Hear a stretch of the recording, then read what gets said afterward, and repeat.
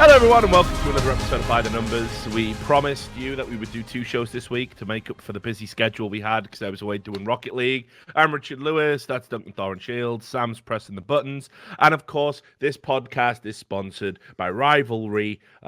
You can go to Rivalry.gg RLS where you'll qualify for up to $350 of VIP bonuses and you can place bets on esports events in a safe and ethical environment. Right, Duncan, we were going to catch up and talk about the minors, but I can't do it, mate. We're going to do that thing. I'm going to anticipate all of the morons and cretins because unfortunately we've had another influx of people with serious brain diseases and defects hearing stuff that was never said, claiming things exactly the classic, right? So we'll just anticipate. First of all, we haven't even talked about social media or anything like that for multiple episodes, but of course what they'll say is, they always talk about the people tweeting them, and that's not why I'm here. Even though it's our podcast, we always talk about what the fuck we want to talk about. We always have tangents, whatever. So they'll say that, and then of course the other thing they'll do is they'll try and imply that I'm trying to make out some straw man. So here's what I want to talk about first of all. My favorite, yeah, the classic. They learnt the word straw man via Reddit, and now just say it. The worst thing in the world that ever happened was someone who also didn't know that much just taught idiots like 3 different things. They taught them to say straw man, ad hominem, and then the third one's probably just something like fucking like. Logical fallacy. The third one is just to constantly repeat the phrase like absence of evidence is not evidence of absence. Like there's some shit Harry Potter professor or something like that. Because the problem is what you're doing is you just take a morons who can't argue and they just think it's like they think it's Yu-Gi-Oh! And those are their 3 cards in their back pocket. Like, I play ad hominem. It's like, I wasn't attacking you though. Yeah, you win. You win now, motherfucker. No, you win now. I play straw man. No one ever said that. Yeah. So, I mean, by the way, everyone out there, think of what a fun game this must be. Playing the game Strawman, which, by the way, basically just means I didn't see anyone say that with my 5 followers, so prove that it did. Person with 100,000 followers, it's like, yeah, this seems like it'd be, the satisfaction's gonna be on my end all day long in that game. The game of Strawman. So look, let's just talk about it. So I just put out a tweet. I think it's fairly. I think this is a completely fair and accurate tweet, and it's basically just about this obsession with sort of Dick Stacey that the subreddits had. We've had 6 Reddit threads in 2 days, now 7 or 8 in 2 days that haven't. These are just the ones that haven't been deleted.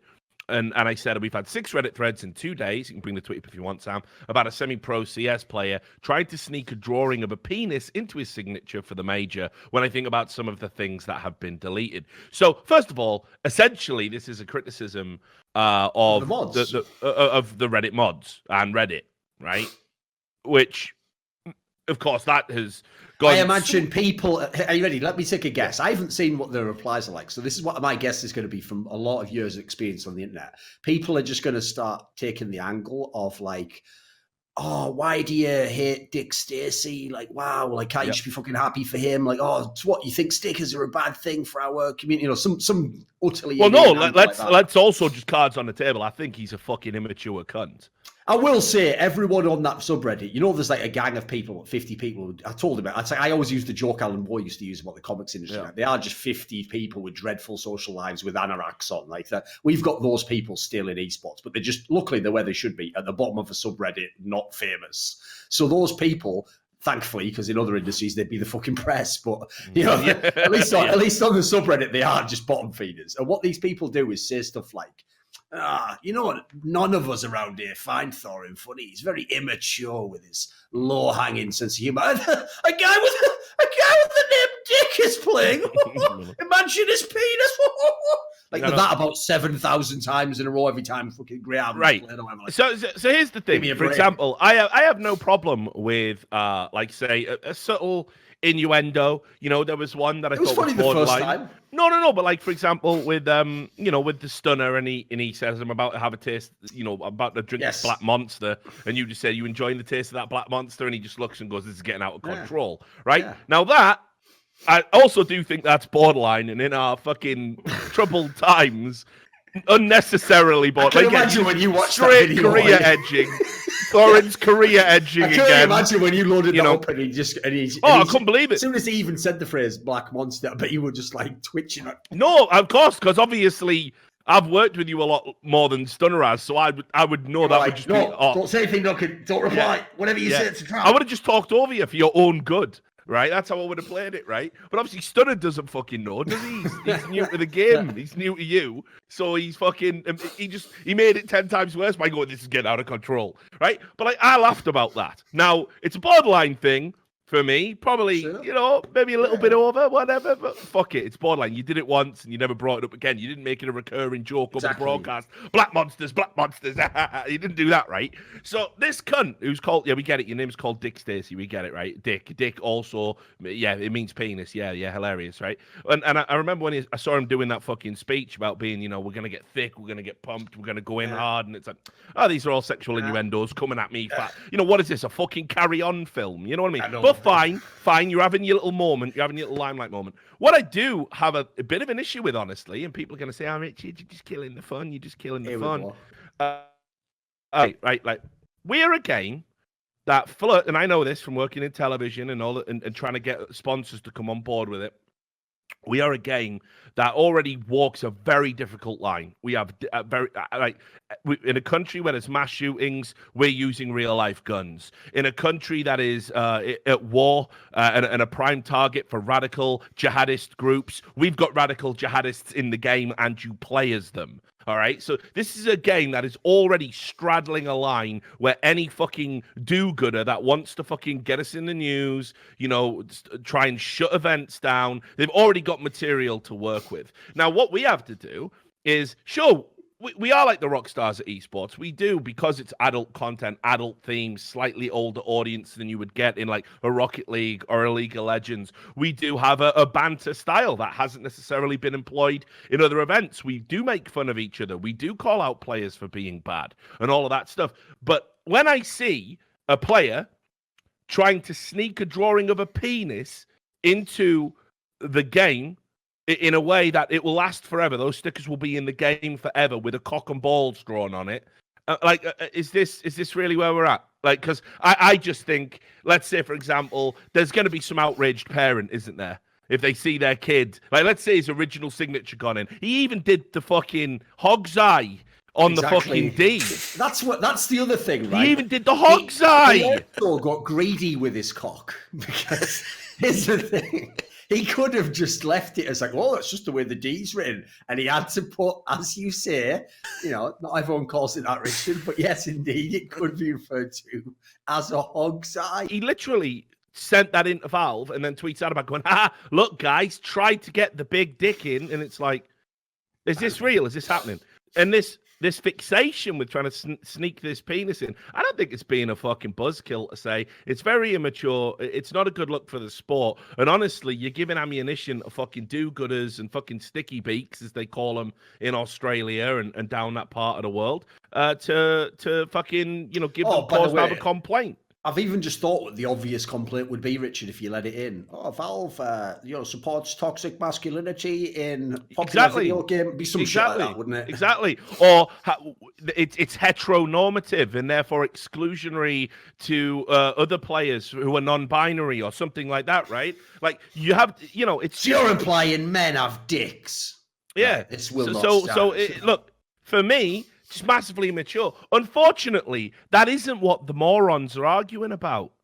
That isn't what the morons are even arguing about. The morons, the absolute cretins, these creatures that, like, literally, I don't know what's going on. I don't know if there was a wave one year where parents just didn't get the fucking message about it not being okay to drink alcohol while you're pregnant. Because these people have all got fucking mad issues. You realise why they made that story up. I never understood it when I was a kid, the Pied Piper. It's because it's every parent's fucking fantasy with all the shit kids at their kids' school. Just like that some cunt just comes like, la, la, la, la, and then they all just fuck off to the side of a mountain. Because anyway, side tangents. To me, this makes complete sense, right?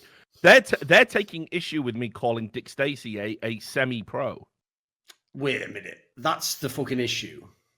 Look at the replies, Sam. Bring them up. Look at the Reddit thread. And apparently, I'm supposed to believe that because this guy gets some money from a small esports organization in a region that doesn't really have any infrastructure, has a joke of a minor to even that shouldn't exist, frankly. Sure.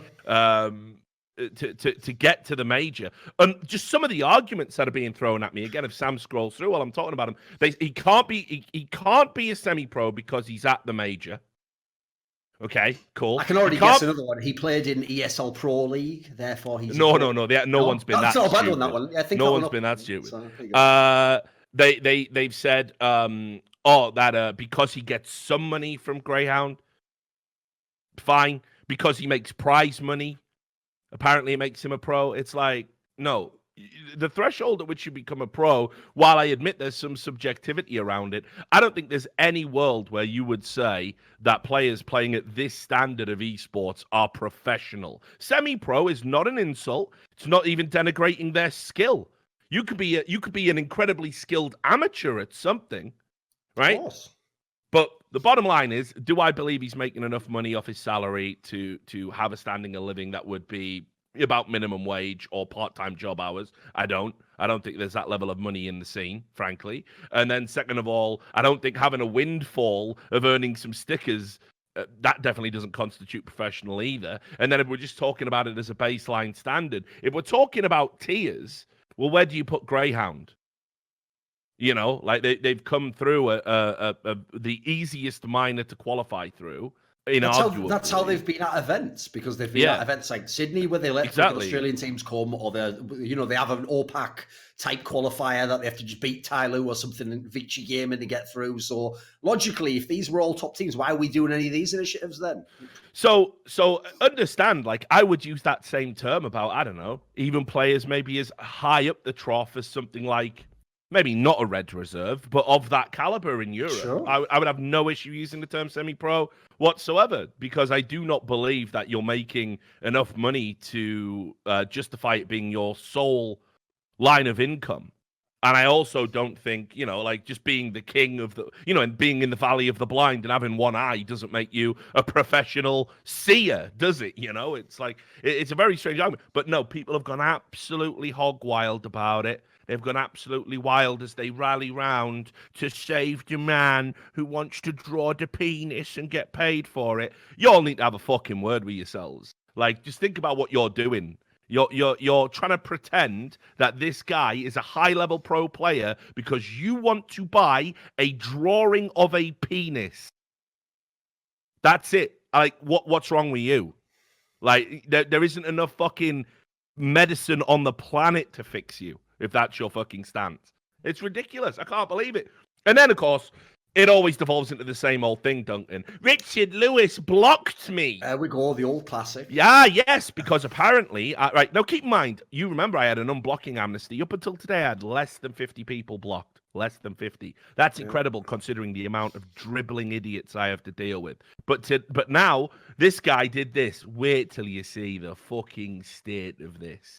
Has he just made like 5 accounts and got them all blocked? Oh, no. Everyone does that. They can't handle getting blocked, right? Look at the state of this cunt. Look at the state of this cunt, right? So what he's done is, because I've blocked him, because I don't want to listen to him dribble on about how Dick Stacey's the best player in the world, and I'm a buzzkill because I don't want a fucking cock and balls being sold to underage kids in a game, right, for money for him, deliberately to entice them to buy it. I think that's a little bit immature. I think that's a little bit, dare I say, unprofessional for a professional sportsman. Let me know when it happens in any other sport, by the way. When LeBron James starts signing his signature with a dick at the end with 3 jets of cum flying out the fucking hog's eye. Let me know when that starts happening, right? Let me know when he does the 3 lines. Is that when he gets his Adidas sponsorship, is it? Yeah. Let me know when that happens, by the way. Yeah. Let me know when that happens, by the way, you absolute fucking plebs. Right? But just have a look at this cunt, right? So, because he got blocked, he said, just got blocked by Richard Lewis. I've got the green light to shoot anytime. And then he tagged in CSGO devs, so he tags in Valve. He tagged in Double Tap Esports. Why they'd want to write this story up, I don't know. Tagged in Deserto. Why they'd want to write this story up, I don't know. Tagged in Fnatic. Go figure.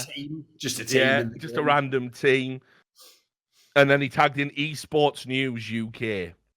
Right, so guys, right, quick! Somebody write about Richard Lewis blocking people on Twitter, having to do it because you're too fucking stupid to accept my opinion, which is optional for you to engage with on social media. They got to put a health warning on Twitter, mate. It's driving people up the fucking wall. This guy is ill. Like, don't tell me he's not ill. That is ill. I would take that, right? If I was his parents, I would take that to a fucking doctor tomorrow and I'd get him sectioned. That's like literally it's the only way to save him. You got to get him off Twitter. He's fucking boxer's gone.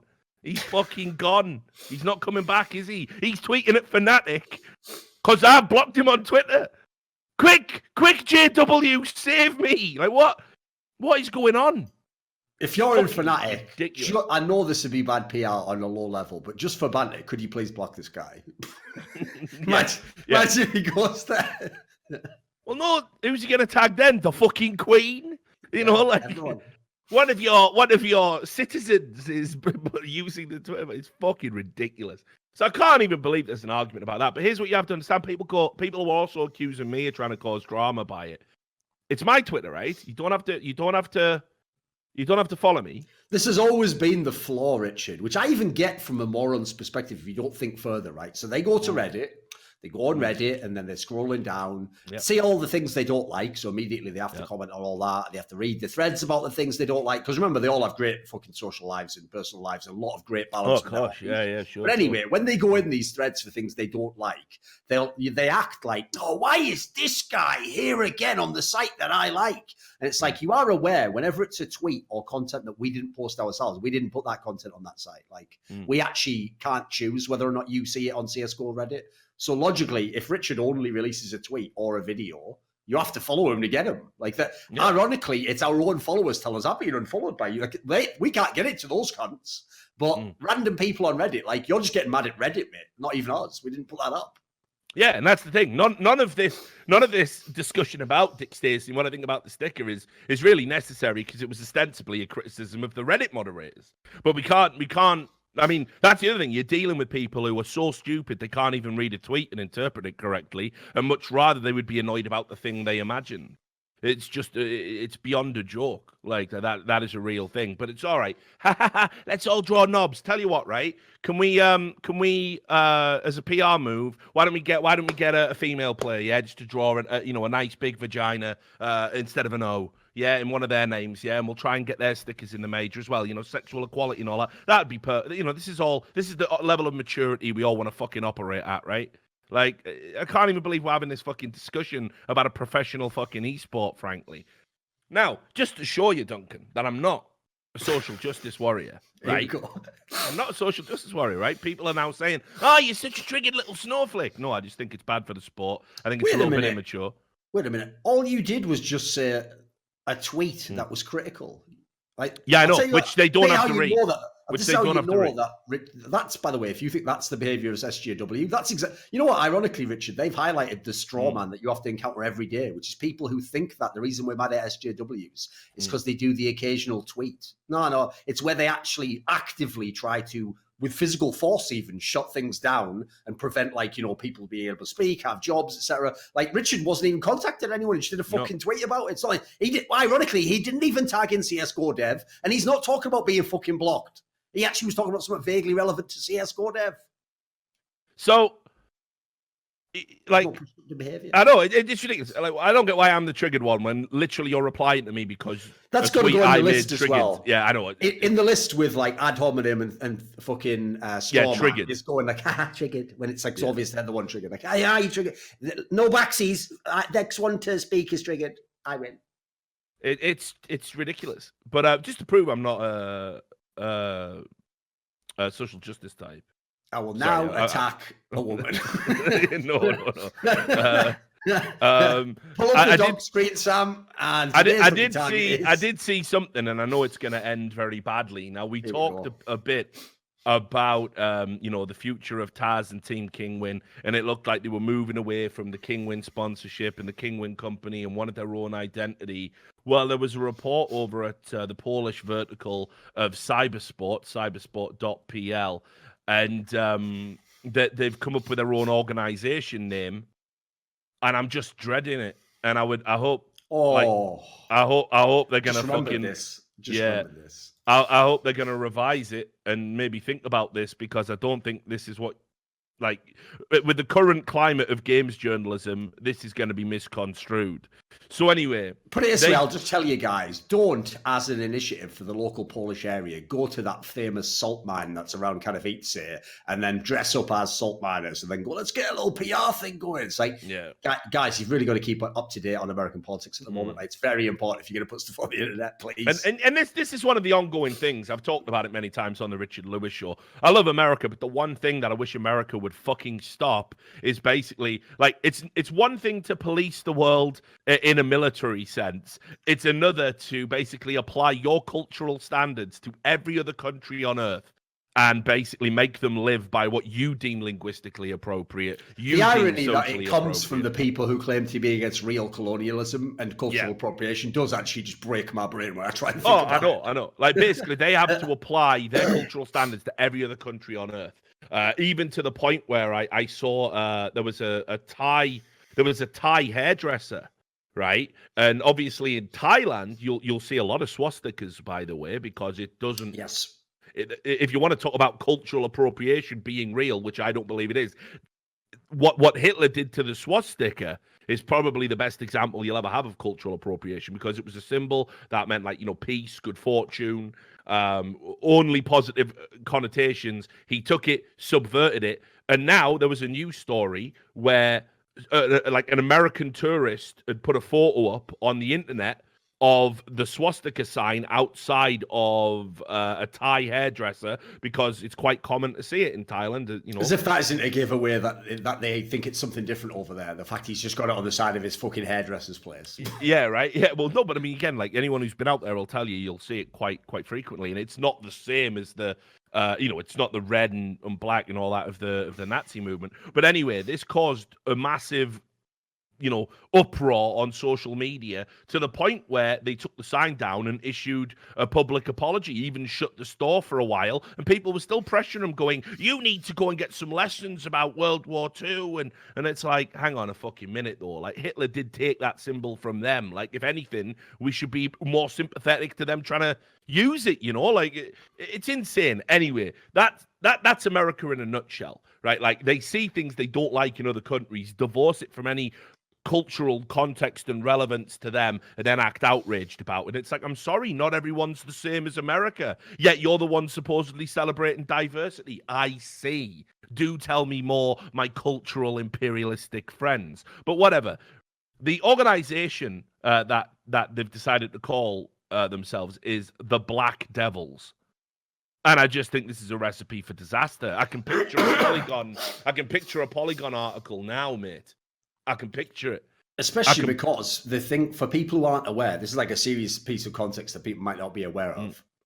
Poland and Hungary get attacked on a near daily basis for their political stance on immigration. So already I could see some moron who's right in that wheelhouse who now thinks this will be a way to, like, imply that, fucking this is a path to the alt-right for Polish gamers or some stupid shit like that, Yeah, and what makes it all the more unfortunate is the sort of lack of awareness of how this could be deemed sensitive or even racist by some people. In the statement they put out, they said, as an organization, we measure far beyond the borders of our country, this part of Europe, and therefore we will be working in English. Of course, Polish fans are the ones who will represent us in the international arena. We will give them pride, which is why our ongoing communications to our fans will be conducted in Polish, and we will always remain close to our Polish community.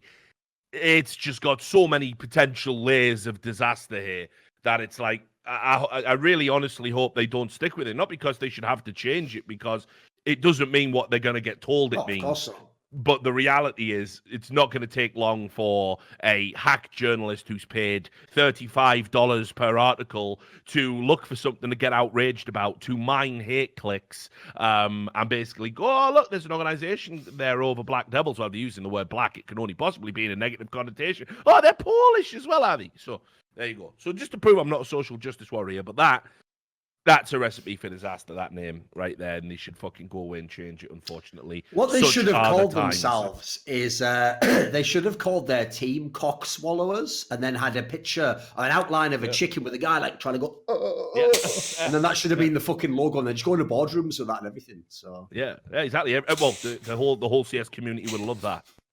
They would love that. Right. Anyway, shall we? Have you buckled yourself? I don't know. I just started thinking about it too much, didn't I? I know. Started thinking about it too much.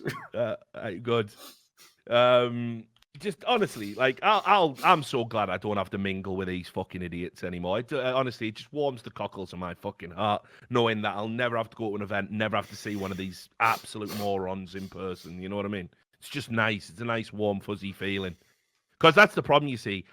Some fans are great, but then they're in there, aren't they? They're like with them in that group. Yeah. Didn't you do that tweet about next day? Why can't? And they come up and talk to you because they think they're allowed. They think that they think we're connected in some way just by, and it's like we're not at all, mate. There's not a thought in your head I ever want to hear, like not one single idea in your brain I ever want you to share with me, or indeed the wider world. But they don't realize that. And they come, didn't you? I didn't like that. I don't give a fuck, mate. Sorry. So I'm so glad. I am so glad. And I pity all the CS talent who have to fucking smile and nod and grin and shake their fucking clammy hands. You know? It's just ridiculous. Right. The minors.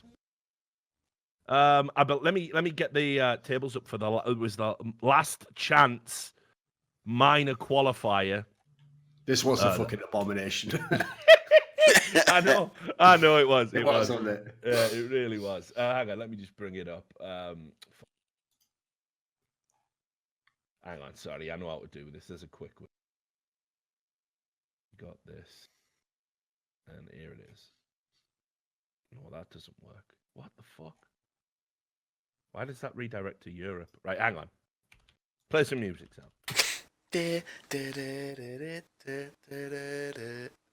Copyright free, man. Yeah, no, that just redirects to it as well. I'll just have to do it through the link on North. Which everyone was like, why didn't you talk about North? It's like, well, yeah, we didn't, but we're going to this episode for sure. Right, I've got it. Here we go.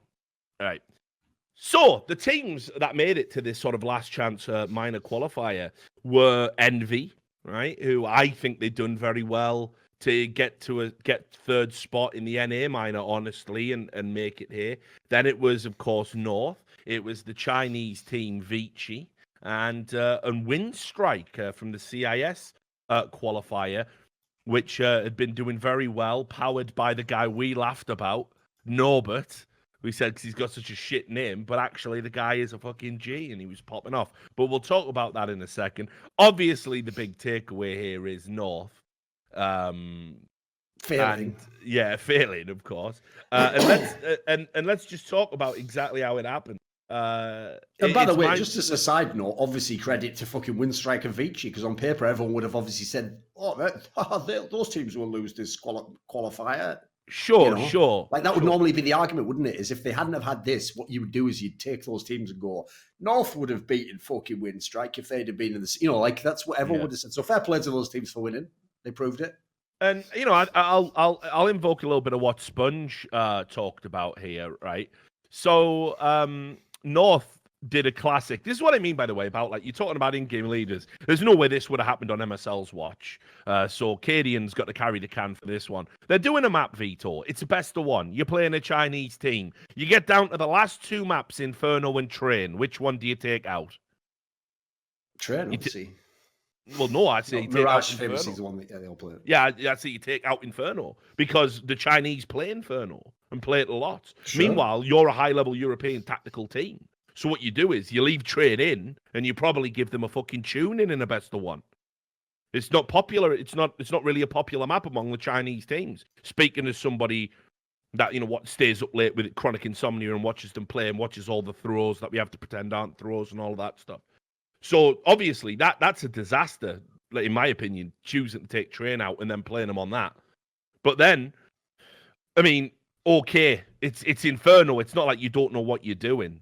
So you would expect them to put in a good performance. Wrong. AZ can't even get in a double figures. He's back to just being dog shit again, under a different IGL that he's lived through somehow. Is he just untouchable? I don't know when North signed him. I don't know what type of contract they put Izzy on. It's the idea he is the only him. person who can't be cut for the team. No, literally, he can't. I mean, I don't know if he signed like a 10-year contract or one of them for life contracts or something. I remember when it's almost like he's so next level as he is that what he did was he figured out guys years back. He used to be sick at CSGO, but he figured out that's such like a sort of difficult job to do because to maintain status of being, one of the top 20 players in the world, it's really fucking hard. So what he did is he just put all his time instead into contract law on the side. He used his time in FaZe to just, bone up on all the contract law. Then when he signed with North, normally you sign and then they're like, did you check all the small details? I think you'll find it's in clause 7F. They looked at the contract. It turned out AZ had only gone and fucking done them, hadn't they? Because he had a clause in his contract that said, if I ever get kicked, then you get kicked and I own the whole North org. And they were like, oh no, what have we done? And then at the bottom, he signed it with a knob as his name as well and called himself fucking AZ Jet Lord for some reason. King of all jets. Yeah. He's the king of the jets. Right. Let me tell you though, right? Like it reminds he must have got one of them contracts like what Newcastle did with Czech Tiote, right? Who sadly's passed away now. He died of a heart problem after he moved to China. But I wasn't laughing at that, obviously. No, obviously. But it's still a ridiculous thing that we did. So we had a game against Arsenal where we were 4-0 down at half time, get fucking wrecked, and then we did a great comeback. It was like February 2011. We did an amazing comeback, and Czech Tiote scored a 25-yard volley and tie it up at 4-4. Right? That week, the club just said, we have signed him to a 6.5-year contract just on the basis of that one goal. He's playing well. He was a good player, but they gave him a massive pay bump and a super long contract just because he scored one goal for the fucking club. And of course, he was all right, but fuck, what have you done that for? That's like financial mismanagement. That's ineptitude. I mean, like that must have what happened to AZ. He had one good game, and the North went, fuck, he's back, quick, get the 10-year contract out, get Czech Tiote's agent on the phone, and fucking there you go. My advice is don't move to China, by the way. But anyway, so China already fucking killed him in this game. So you lose to Vici. It's a best of one. Bad draft. Shit happens. Whatever. It's okay. So then they overcome Envy, right? Which, again, I expected. I don't think Envy were that good. No problem there. Nothing really to talk about, except to say that, Envy were probably more competitive than they should have been. JDM needs a better team. This is like the one time that Drone showed up and it still wasn't enough for them to win. So you're like, okay, North gets a course correct now. They've got a rematch with Vici. It's a best of 3. Now, there's no way a top 10 team in the world should be losing a best of 3 to the third best Chinese team, or the third best Asian team, I should say. There's just no way. So the maps that they had in this time, right? Dust 2, right, which was a North pick, and then Vici picked Inferno, further compounding why the fuck did you play Inferno in the best of 1 when you had Train, which Vici then removed. You should have played Train, Katie, and how can you not do your homework like that, right? But they got fucking spanked. They got spanked on their pick, and then because of the benefit of having already played them on Inferno, they took it to overtime. But they had a lead at halftime and threw it away. So this is an abomination of a result. This is like terrible. Meanwhile, of course, Valde, who has just been absolute god tier, please FaZe buy this fucking guy. Get him out of the nightmare he is in. And North, stop now. Just stop it. It's done. Like, this team is fucking hot garbage. Like, there was no need to even bring Cadian in the first place, honestly. Things were not that bad. And I think Gade's got potential. Like, the obvious move was to finally take AZ out and try and just get a little bit more firepower and keep working with what you had. And there was probably options out there you could have explored. It definitely wasn't to bring in Cadian and just put Valde and Kiebi in some sort of insane living hell. I just don't know what else to say. This is like... This. I'm pretty sure North have done a tweet before about saying that they were at rock bottom.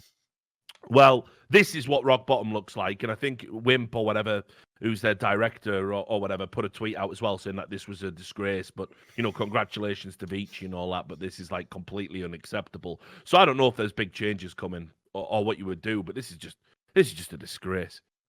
Especially because for people who forget the context, one of the reasons why I always thought at the end people did go too hard on Virtus Pro, because it's like they'd already been terrible for ages and people were still just going in on them every fucking day. But it's like the reason I always understood the genesis of that is because people famously knew Virtus Pro had amazing contracts and they were getting paid a lot of money. So when you then come last place, it looks more laughable. Well, same scenario with North.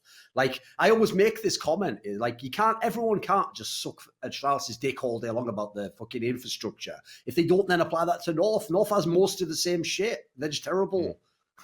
It's like, it turns out it doesn't matter how good the fucking, like, back rub and therapy session you get, is you still have to kill people inside the game, don't you? It just seems ridiculous, like, to me, that this is, people don't know this, but this is a very highly paid team.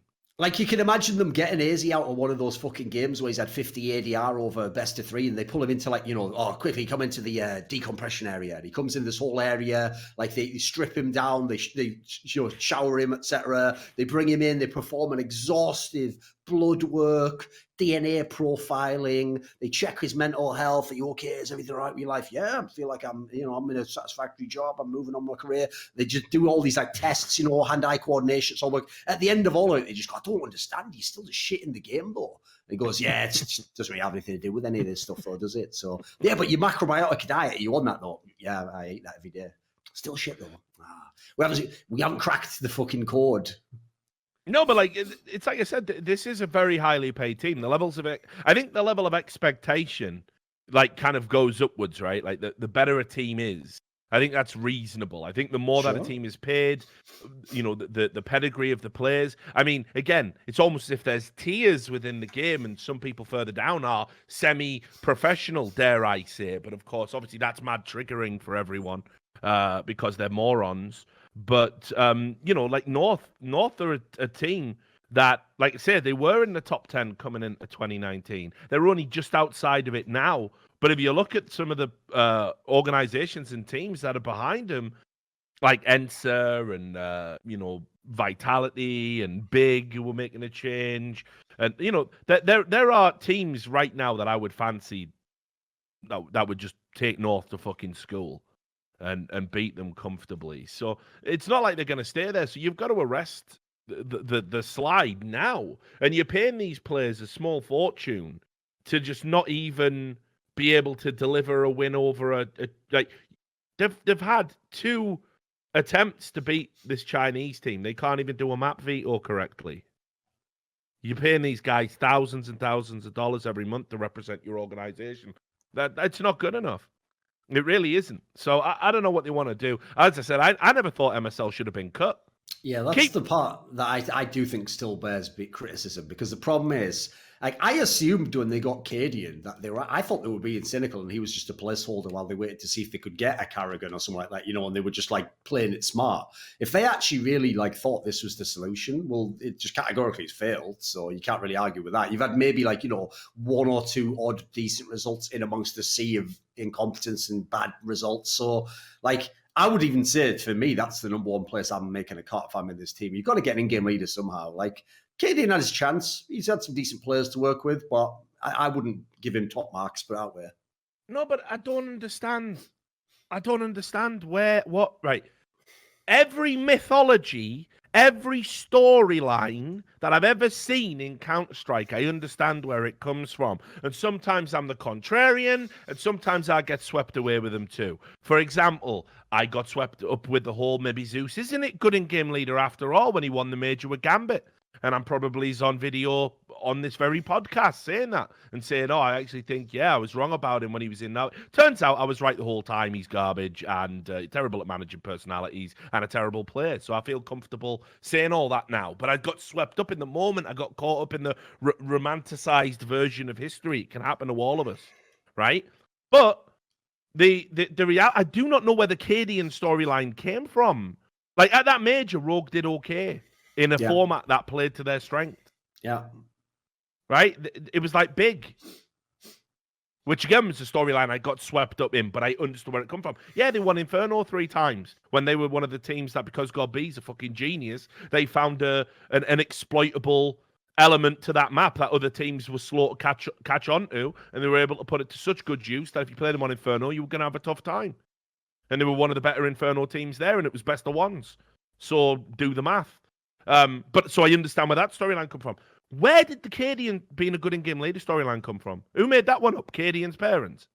That wasn't even, funnily enough, something that people even were saying that much. Like, even people who were excited in Rogue weren't particularly like raving about that. I mean, they might have actually. The only time I think I ever saw people say stuff was when he had like the odd individual game where he did well. Like, people might have commented then, but I agree. I don't really get it. Like, if I had to guess, unfortunately, this is where I actually hate the world of traditional sports. I'm just going to say the world. Yeah, no, just leave it there. You know, that would be the start of a very long show, Richard. So, the area where I hate the world of traditional sports is where they do believe that they've cracked every one of these elements, you know, and it's like, oh, it's all about how professional the structure is and the culture of the team. It's like, yeah, in a way it is, but it's a lot easier for people to repeat those phrases as fucking buzzwords than to actually implement those factors. So I wouldn't be surprised if what happened was they had a sit-down interview with Cadian and they talked to him, oh, what would your vision for the team be? And you know what? He's a fairly intelligent guy. I bet he could bluff 15 minutes and sound like he's, I understand, you know, how to work with players and, you know, I've got an extensive history in the scene. Like, I bet it all sounded fucking great, the Peacemaker style. But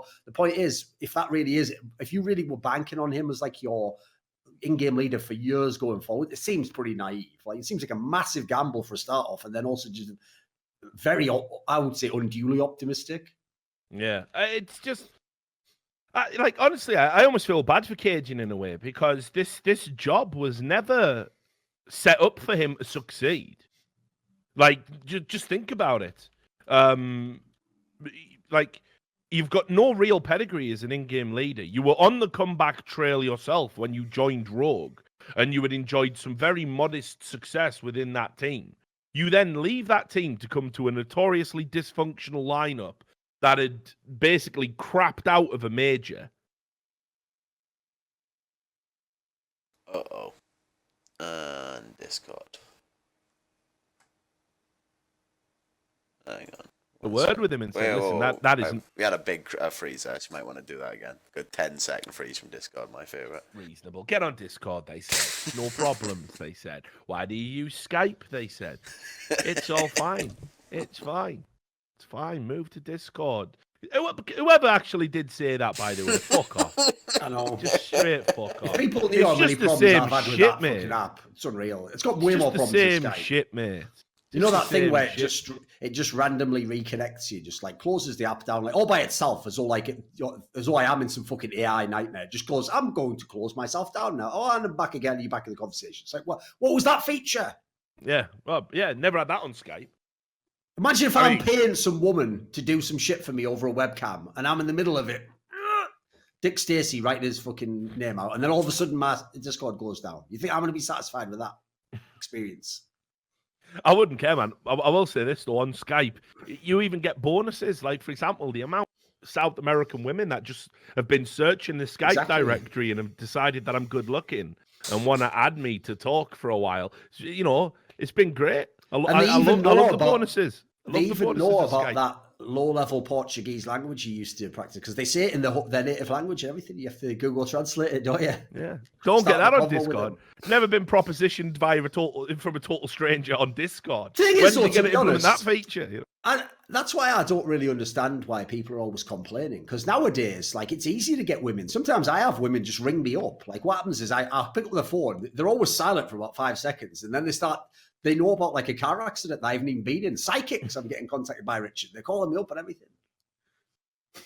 That's pretty good. I've always wondered whoever speaks to those computers, like, who is the person who's going, yeah, no, I wasn't in one. Like, it's not even like responsive, is it? It's just a tape you have got. Anyway, so as I was saying, somebody should have had a word with Cadian, because this job was not set up for him to succeed, because this is a guy who was on the comeback trail himself. Remember, before he joined Rogue, he'd been sort of out in there in that free agency, wasn't playing a lot, was struggling to find a top-tier team and found Rogue. Then they enjoy very modest success. But then for him to leave that team that were on an upward trajectory, they weren't world beaters, but they were on the way up. To then leave that team and you're being touted as the in-game leader that can fix a notoriously dysfunctional European lineup, one that is not just underachieved habitually prior to this, but has literally just crapped out of a major just after they'd won a tournament and seemingly everything was good. And on top of that, you've got to fill the boots of somebody who, despite all of his idiosyncrasies, is inarguably one of the best in-game leaders Europe has ever produced. Somebody just got to have a word with Cadian and go, that is not the gig. It's like taking on a really difficult, complex acting role, or, or something that might lead to you not getting more work in future, even if you do a good job at it. That is a nightmare scenario to be going into. And I can respect the hustle for giving it a go, but he must have known in himself, like, I'm not the one. Also, think about the implication, right? Bear in mind, the only player they changed during the time Cadian was there was they swapped Nico for Gade. That's all they did. That's the only roster move they did. So the implication when they bring Cadian in is, it was all MSL's fault. Like, you're literally everything about our lineup's wicked. What are you talking about? Let's just change two players that aren't even that different. Right now, that old guy who we just talked about, actually, in his own right, actually, he's done a lot of quite up, at least above average to good things in Counter-Strike as a leader. Yeah, you'll just come in and take his roster that he couldn't make work, except he did win the tournament, to be fair. And it's just going to work great for you. Like, the reason I feel so bad for this team, it's a bit like the Optic one, is like, they're just both so deep into the project that it's like, part of you just feels like fucking just cut your loss, just cut the whole thing, mate. Start from zero, start from scratch. You can't fix this shit. I don't know what else to tell them, Yeah. We'll talk about Winstrike obviously as well. I don't want to talk about Vici too much. Honestly, I can't get infused about Chinese Counter-Strike anymore. I don't really want to talk about it too much. It just seems like one big fucking waste of time. I know everybody was raving about that K's kid, but whatever, fuck them. Let's talk about Winstrike. I think they turned up in a big way at this event, at least. Waylander seemed to be having his one good event out of every 10. This is like some sort of fucking horror movie from the 80s. They're back. What up? Who is it? Help. It's World Edit and Waylander. They're back at the majors. Fuck. Yeah. You know what, North? Fuck everything about you and your org. You just let Waylander and fucking World Edit back into majors. And you know what? The only reason anyone even said they were making majors was Blade, and he's not even involved, you daft cunts. Like, at this point in time, forget that. You know that whole thing, like, they're playing checkers while we're playing chess. Like, they're playing checkers, and you're just playing, like, fucking eat a bug if you see it on a window. Is that a game? That's the game they're playing, and they're not even good at it. They've only eaten 2 bugs.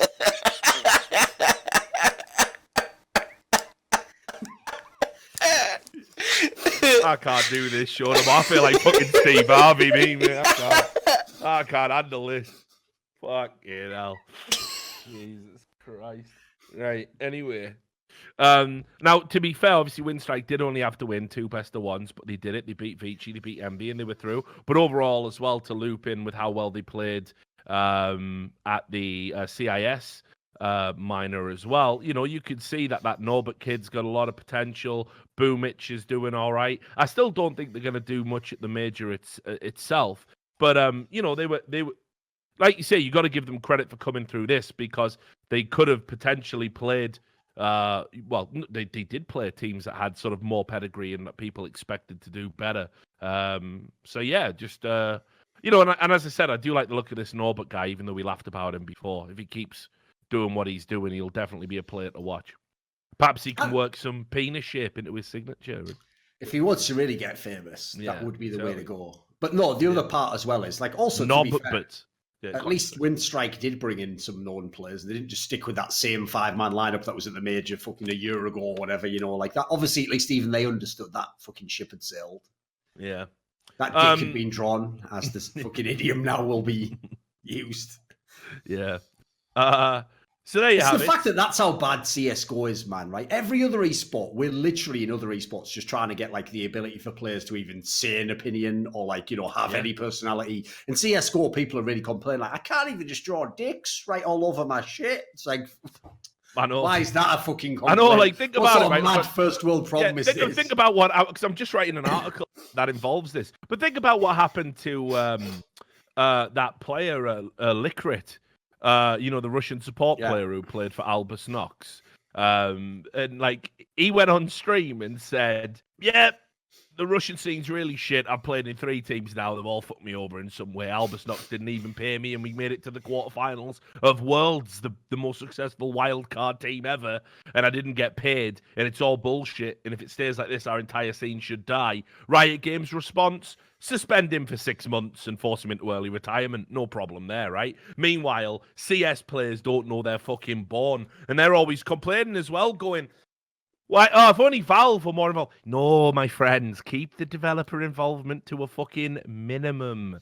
Keep it to a minimum and just don't act like arseholes and fuck it up and force them to get involved. Like, for example, don't try and smuggle a fucking dick drawing into your signature because you want to make money off it. Just don't do stupid things like that.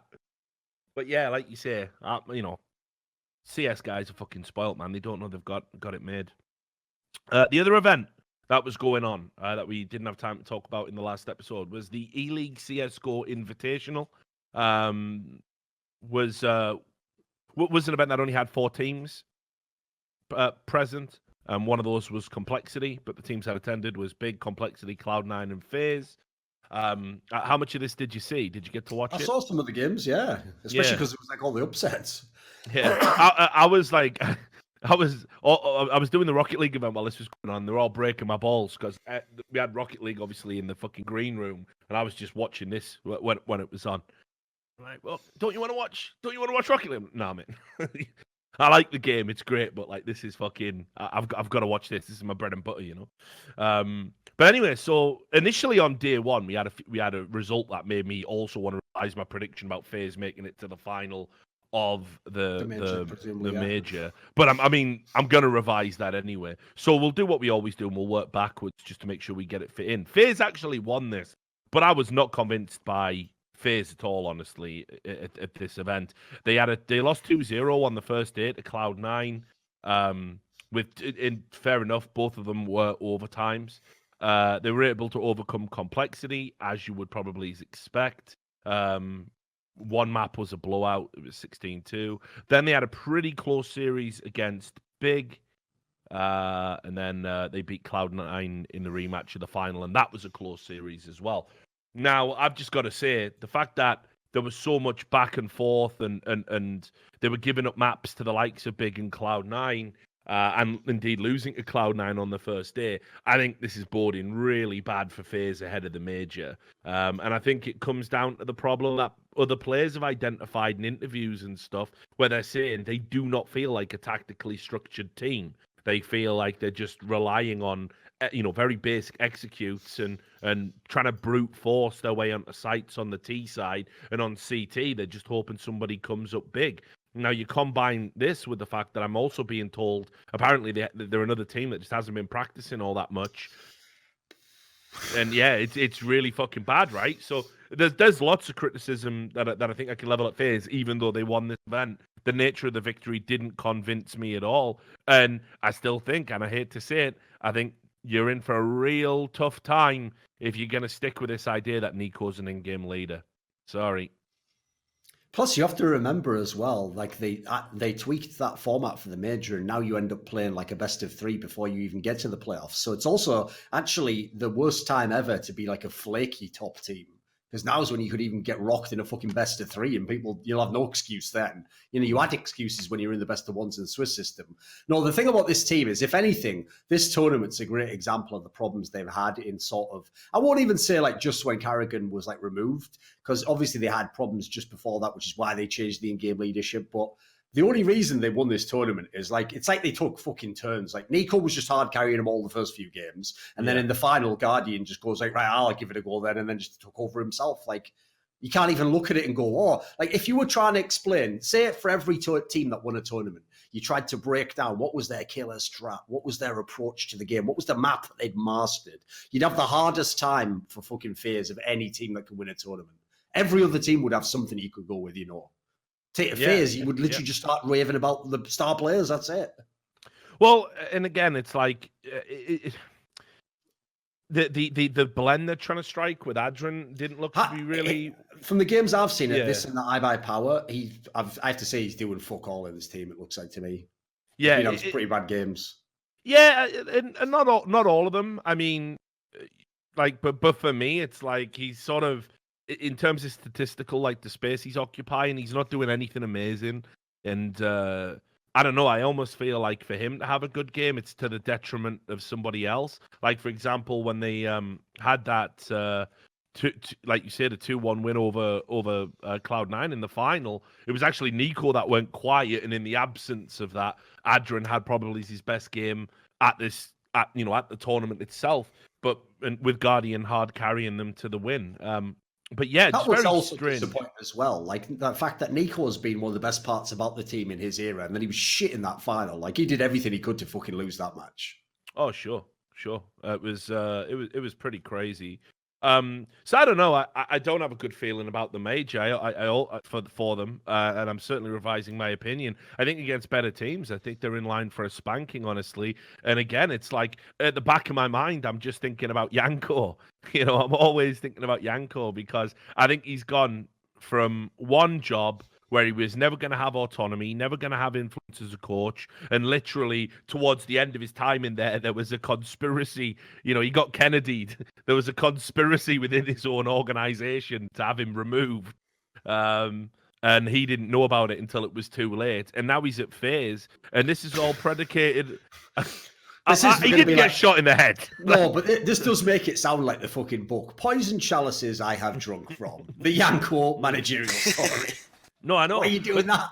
But that's what I mean. And then he goes over to FaZe, and this is all predicated on the fact that he has this special relationship with Nico. The best thing Yanko could do with that special relationship is convince Nico that he's not an in-game leader. Like, straight up. I mean, I would rather have Adrian calling. He's done it before. I'm confident he can do it to a higher standard than Nico. So... seems to me pretty crazy that they're gonna let God Emperor Nico have his way, but then this is gonna end badly. I think I haven't watched them play, even though they won this event. I think they go to the major and I think they're gonna get a tune in off. What's ridiculous is that actually does make it feel like Nico's in-game leadership style is basically that funny impression you did of like what Simple used to be like in the early Flipside days. Yeah. So Nico's like, Carrigan, this is shit. Let me have a go. And then he goes, operate strat Nico. And then he just like goes into the fucking connector on Mirage, headshots 2 people, wins like a tough fucking fall away 1v2. And then he turns to Carrigan and goes, that's how you call strats. It's like, yeah, no. Exactly. What are you doing to me? Yeah. No, but that's the thing, isn't it? I mean, at the end of the day, Nico, while being in-game leader, is still playing really, really well. But the level of... they don't and then obviously just shouts out the epic line, 5 people can't fuck with me in a game. You all should know that by now. Anyway. Yeah. Don't get in the game. Yeah, I know. It's back. It's called back. But straight up, man, like they do not look like a good tactical team. They don't look like a strat heavy team, even when they're winning. And I think if you want to do well at the major, they're gonna have to find something between now and then. There's not really a lot of time. Clock is ticking. So I don't know. I was sort of disappointed, even as they won the event. But who did impress me was Cloud9 for sure. I thought that them making it to the final with this sort of ragtag lineup that they've put together was a hell of an achievement. They were certainly in contention to win it at points. Absolutely, yeah. And I think it's probably worth talking a little bit just about how Zelzis has been betting in. This, like I said on the pod, I can't remember if you agreed or not, but I said on the podcast that I thought this was a pretty risky pickup, and it was pretty bad. And then his first event was at iBuyPower, where he played really poorly with the team, and everyone was saying, "Oh, he just needs more time." And I'm like, more time is the fucking mantra that gets uttered around every young NA player, and so few of them actually go on to blossom. Now, I wouldn't say he had a stunning performance here with Cloud9, but you could see the improvement event to event. This is where he was doing his job more.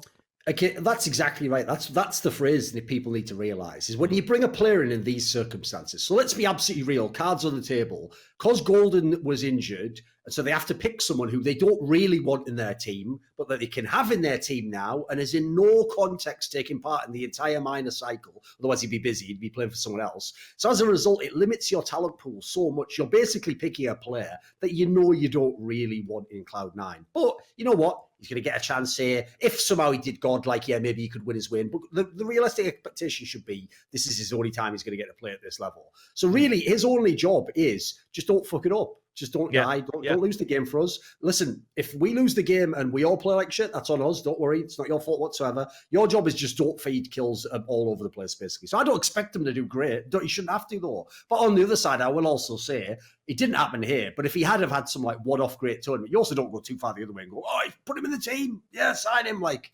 he's only here as a makeshift, so fair play. He did a decent job at this event. Yeah, he did a decent job. But overall, I mean, like, I think the kind of big talking point across the whole event for Cloud9 for me was like Kiyashima. Of course. Don't know what the fuck he's been eating. Here, probably. I don't know what the fuck he's been eating between events.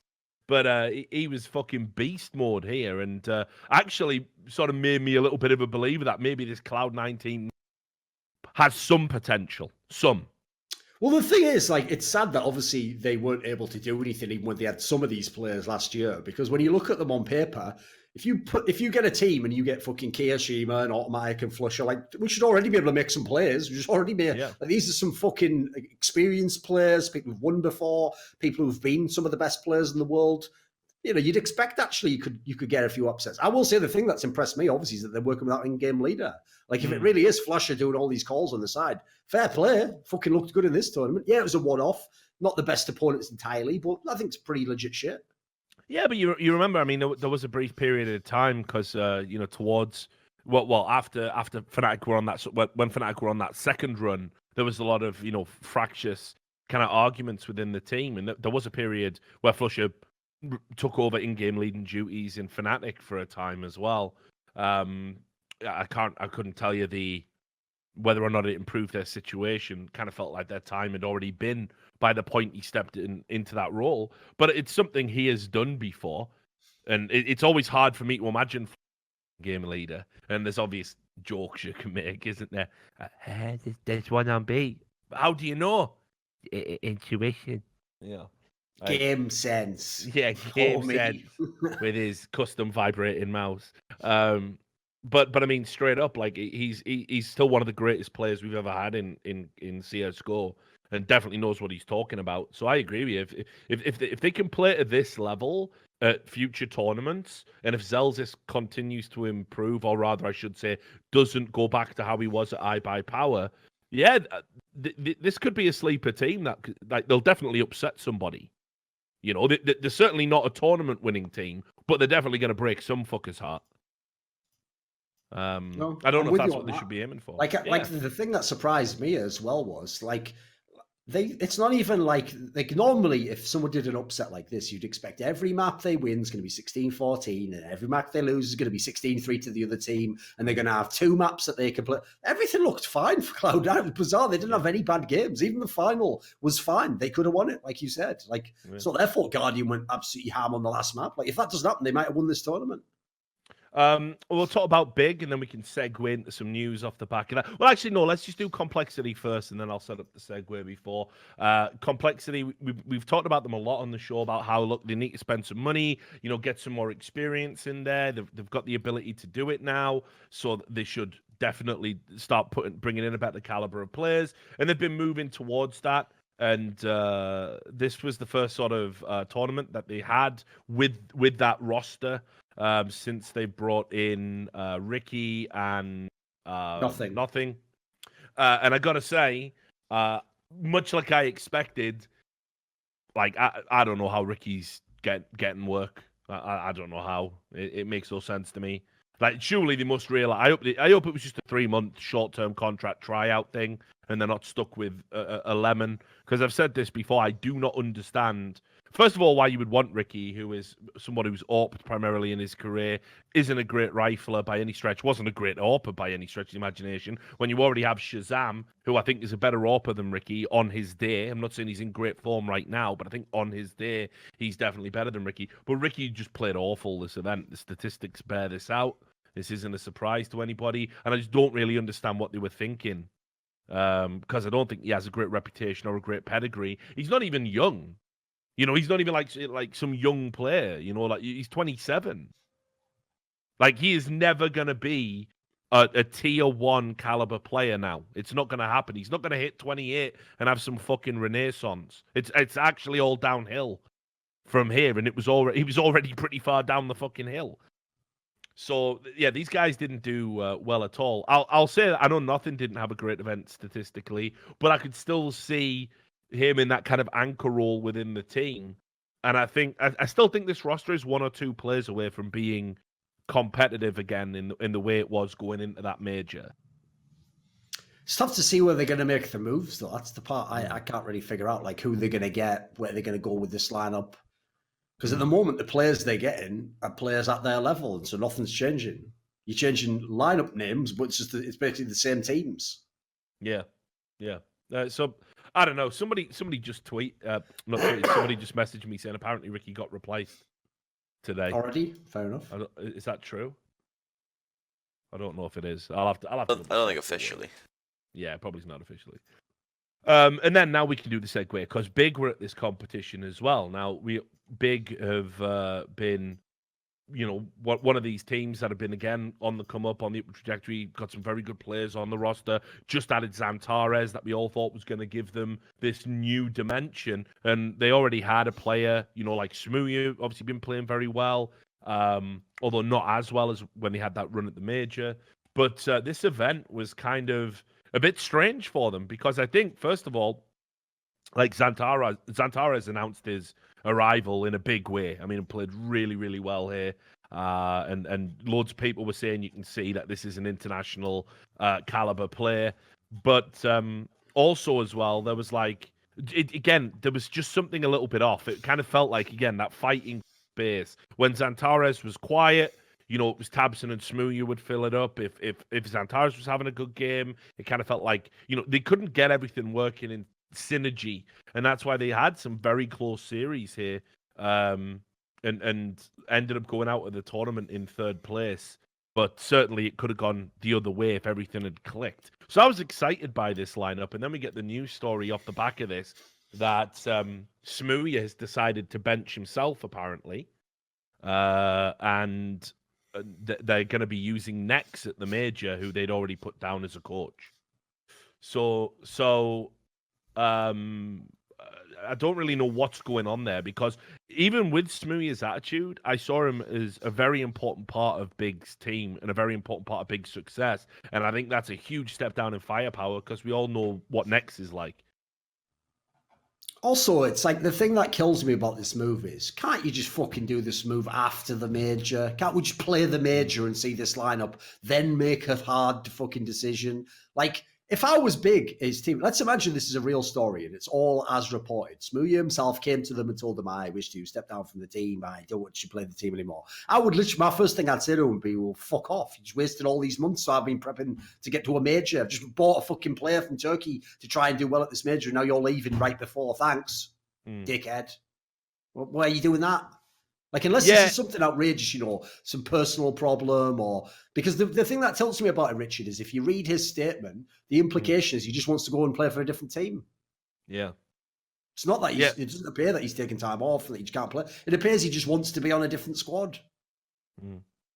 Play the fucking major. I know, it's really weird. It's really weird. And especially because this is exactly why, Richard, I get really sick of pro players who want to get involved with banter and they want to go back at me. Because you notice, Richard, they all love going back at me in my face when their team does really well, don't they? When their team makes the final of big tournaments. And then what they do is talk buku mad shit. But then when their team shits out like this, and they themselves essentially yield fucking, they basically submit and I win. So, for example, I give you a great one. Everyone telling me I'm just hating on MIBR all year long, saying their lineup won't work. Why am I hating on Stewie 2K and Tarek? Like, they're going to get it together. They themselves decide those players cannot possibly work. Cut them from the team, and at no point in time was I ever right. No, you guys always knew that they were never going to work, right? Same thing with this team. I was saying for ages, they don't have the right firepower for it. Smooya, as much as he brings in the game, he's going to have issues with someone like God B because it's a different mentality to the game and approach to professionalism. All these things played out in the end, but it will all still be remembered as like I was just irrationally hating on them, and then bizarrely they did all the stuff I said. Like, the fuck do you want? It is weird when it comes to fans, like just being, fucking crazy like that. Like, if you look at what was going on with Big, like you could always tell that there was something off anyway.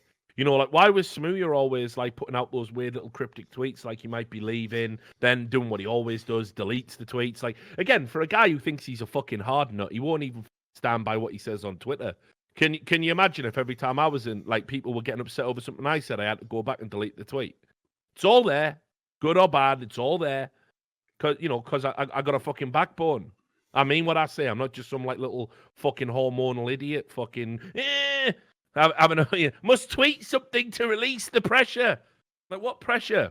And like, apparently what people are saying is, that he wasn't having a good time on the team. Didn't feel included. They would all be speaking German around him. What did you expect? You joined a German team. You fucking. Are you ready for the irony? This is also why I love every little cunt telling me for the entire year that this team and MIBR were all real teams and they're all going to stay together and do amazing things. I saw the exact same thing with both teams, Richard, which is when you have a group that are all from one country and all speak one language, here's what they do. If you join their team, it's like if you're a bunch of kids and one of the mothers goes, "Oh, take your brother along with you." It's like, yeah, you're forced to play with that kid, but you don't really want to. So he's always going to be on the outside of the group. He's always going to be left out of the conversations. He's always going to be the one who feels like he's on the outside looking in. That's what was going on with like Stewie when he was on his own as the only non-Brazilian in MIBR. That's what would happen with fucking Smooya and Big. And what ends up happening if you do that, by the way, is you just end up talking like the fucking manager of the team or something. That becomes your mate in the team. And the rest of them are all having a great time saying shit in a language that... Here's the thing. When you're there for the first week, they might try and translate some of the shit they're saying. Then no one's a fucking full-time translator. No one's sitting there the whole time when you're in a bar or something, translating everything they're saying. So unfortunately, you are missing all the experience of having teammates and being in like sort of the outside of the game aspect. And so unfortunately, it doesn't matter how well you do in the game, you'll never make progress on that part. And so I've seen in these teams, I would advise people against joining these sorts of teams. Unless it's explicitly a multinational team, don't join a team where they tell you, "Oh no, we'll talk in your language." It's like, good luck with that, mate. They will when they have to, but it's just natural. They're not going to be able to keep it up. What a mad thing! What a mad thing to get upset about. Like, straight up, like if you haven't got the sack to be able to go work abroad, like I think about times in the world when I've been like living in countries for like a long period of time in places where it's not like Europe where people speak enough English to get by, or actually their English is insanely good. Because in Europe, very often people speak three or four languages, don't they? Whereas, of course, in England, what the average Brit abroad thinks is if they don't speak English, just shout English a little bit louder. You know what I mean? Like, no, I said, where is the taxi rank? Like, fucking, yeah, just shout it at him, mate. But whatever. But then, like, I'm talking about going to parts of the world where English is always going to be off the table and you've got to fucking, do your shit. Like, well, it does take a special kind of person to be able to cope with that. So it's not like I say, oh, it's unnatural to feel a little bit put out. But your Ardley's in the fucking middle of fucking Cambodia. It's Germany. You're surrounded by Germans. They speak perfect English, all of them. It's a ridiculous thing. Like, what? Because they're not using their secondary language around you all the time. Like, you're upset about it. Now, that was what was basically intimated in Leguia's statement. Of course, Owen has a different take on it because he is the Rat King. So let's have a fucking listen to what he's got to say in his statement that he put out. Soon to be deleted, probably. He said, "I had a long think about not wanting to hold this team back. So he's going for the benevolent one. I'm definitely not fucking them over before the major or anything. I think they already have an in-sim system that just needs a little bit more work and they will become a standout top 5 team in the world. But sadly, I don't think I'll ever fit into this system simply because of player styles. Now, what that means is I think this system is amazing, but I don't like it because it isn't all about me, the Rat King. So I'm out. If the system's so good, who gives a fuck? Play the system, play the role, do what you're told. Oh, what, it makes your stats look bad, does it? But are you winning games? So who gives a fuck? You know how many players would fucking love to play for someone like God B? Like Oh, I that's know, yeah. that's where you can tell the difference between. I won't do like the whole this generation things. I don't know if it is like that big a change. Like if there'd been FPL 10 years ago, maybe it would have been like this before. But like the idea that every team is going to be like fucking FaZe Clan and you're just going to style out and do whatever you want. It's like it's so naive. Like this is where we actually do need some of that sporting infrastructure in the sense of like, even when you join this, well, I use the dreaded term here, a semi-pro team. I would like it if we're in a world where even then you have an in-game leader and you run tactics and you practice properly. That way, if you ever get to the top level, we don't have scenarios like this where we find out that a guy who actually is in a team that's like one of the better teams in the world doesn't want to play proper Counter-Strike. Like, how are we finding that out a year into this fucking project? Like, shouldn't we already have filtered those people out before? Well, he goes on to add, I don't think I'll ever fit into the system simply because of player styles. There is no bad blood between anybody in the team. I just think personally they would be better with another player to do my role, as I've never really had the main op role since being here. I had different visions of the environment that would be here for me at big in-game. So keep in mind... That also sounds like he's basically complained that he wasn't the main AWP and he had to rifle sometimes, which admittedly was a lot shitter when he was on a rifle. He was pretty good on an AWP, but he was too erratic, you know. Yeah, but what are you going to do? You're going to tell Tabson, like, go fuck yourself. Like, listen, Tabson's the star in this team, and if it isn't Tabson, it's certainly Xantares now. It was never Smooya. If you want to talk about, like, degree of difficulty party piece shots, yeah, Smooya all day long, I'll take him. But as an actual, like, AWPer in a tactical team, Tabson fits that bill way better. Like, listen, I would have been in favour of Smooya staying. I thought it was a good lineup. But if you're going to make that complaint, then the only option is to leave because you're not going to be the fucking player we make the team around, mate. Like, I always say this about Tabson. This guy is overqualified to be in this team. He's basically in this team because he knows God B. That's it. Like, he wouldn't be, he would be on a fucking FaZe Clan or Mouse Sports or someone, you know. Yeah. He doesn't have to be in this fucking team. Why is he going to be subservient to you? No, but and this is where we end up with. We always wondered what was going to happen now because, like, very vocally, Smooya is, you know, they're saying, oh, he's going to turn his attention to Europe or America, right? So in other words, it's 100% going to be a move to America because if you can't handle being in a fucking German team where there's a lot of similarities culturally between Brits and Germans. You know, we all like to go out and get fucking arsehole drunk. You know, we've got a big beer drinking culture. You know, they actually do banter to a certain degree. It's not straight fire, but they do banter. Sure, they try. I've been to other parts here. You know, it's like Danes. You know, there's a lot of overlap between Danish and British culture and sense of humor and everything else. And they all speak English.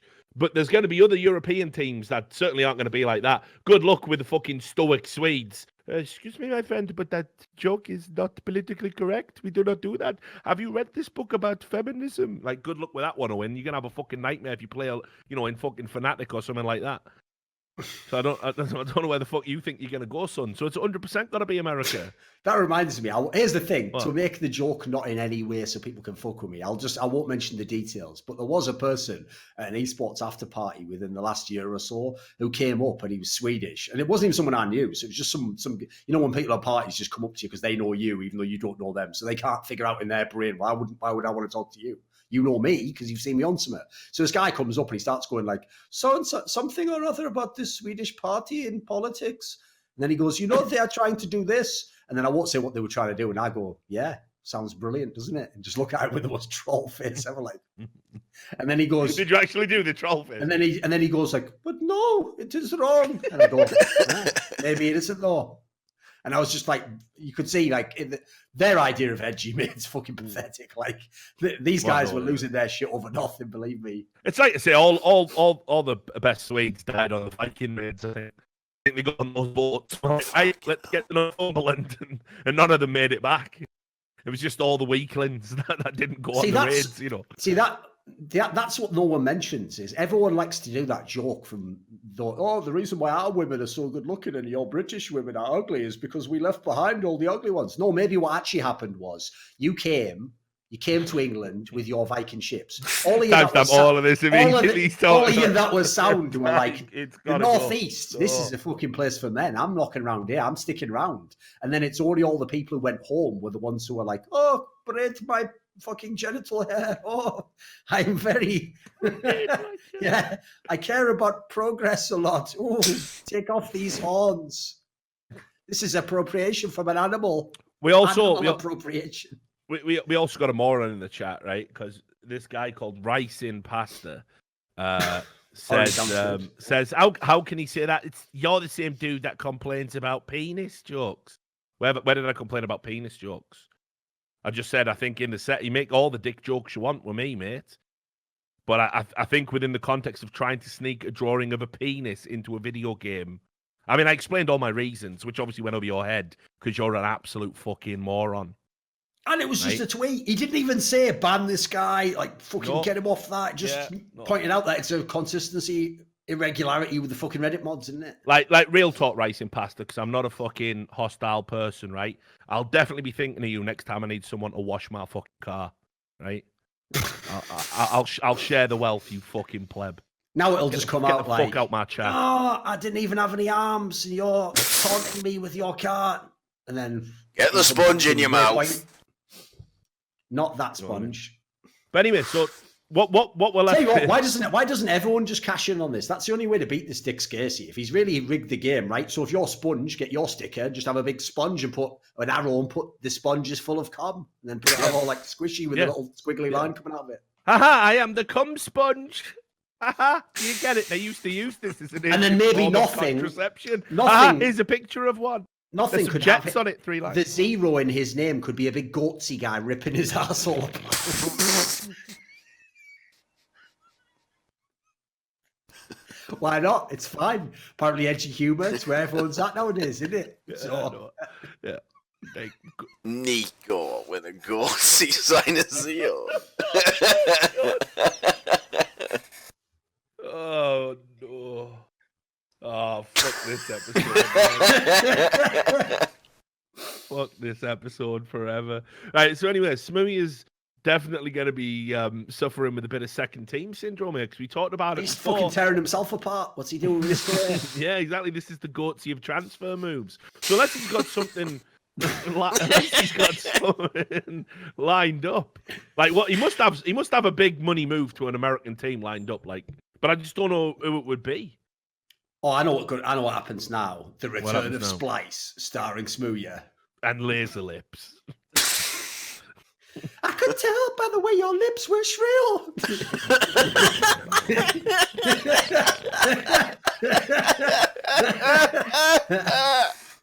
Yeah, hey, get over here. Will you use your lips to shop this cocaine again? But yeah, like DK was saying in the chat, apparently he didn't even have a move lined up.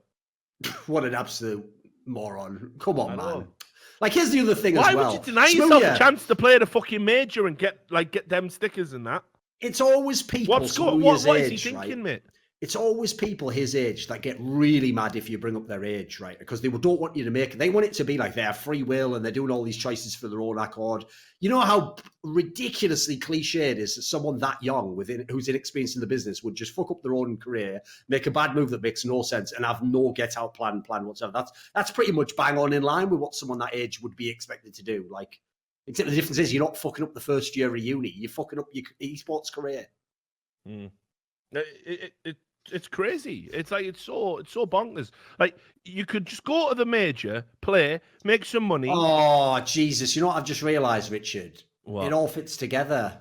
Oh, what's up? So you were talking earlier. There's a team in North America called Complexity who really want to get some talent, right? And they want to get some good players. And who's on their team? Def, a UK player, and Smooya needs to go to a team, and he wants to go to America, and they need a. But why would you do that? That's got to be a possibility, right? No, I was going to ask you about the possibility of him like going to Complexity or something, but like because who else can it be? It's got to be like Complexity, Rogue, or someone like because it's not an RG team like on a Cloud9, presumably. You know, I'm guessing, right? Well, I don't know. I honestly can't think of an obvious move. I don't want to live in a world where fucking like multiple time major winners Kiyashima and Flusher are like, all right, Smooya, you're the star now, mate. Move aside, Olafmeister. It's Smooya's time to shine. I don't understand what the obvious move would be, but equally as well, the timing. Like, because he cannot play for another team at this major. He's just denied himself the chance to go to a major. Why? It's pretty mad. Like, why? Like, imagine being so much of a rat. You rat yourself. Like, you know what I mean?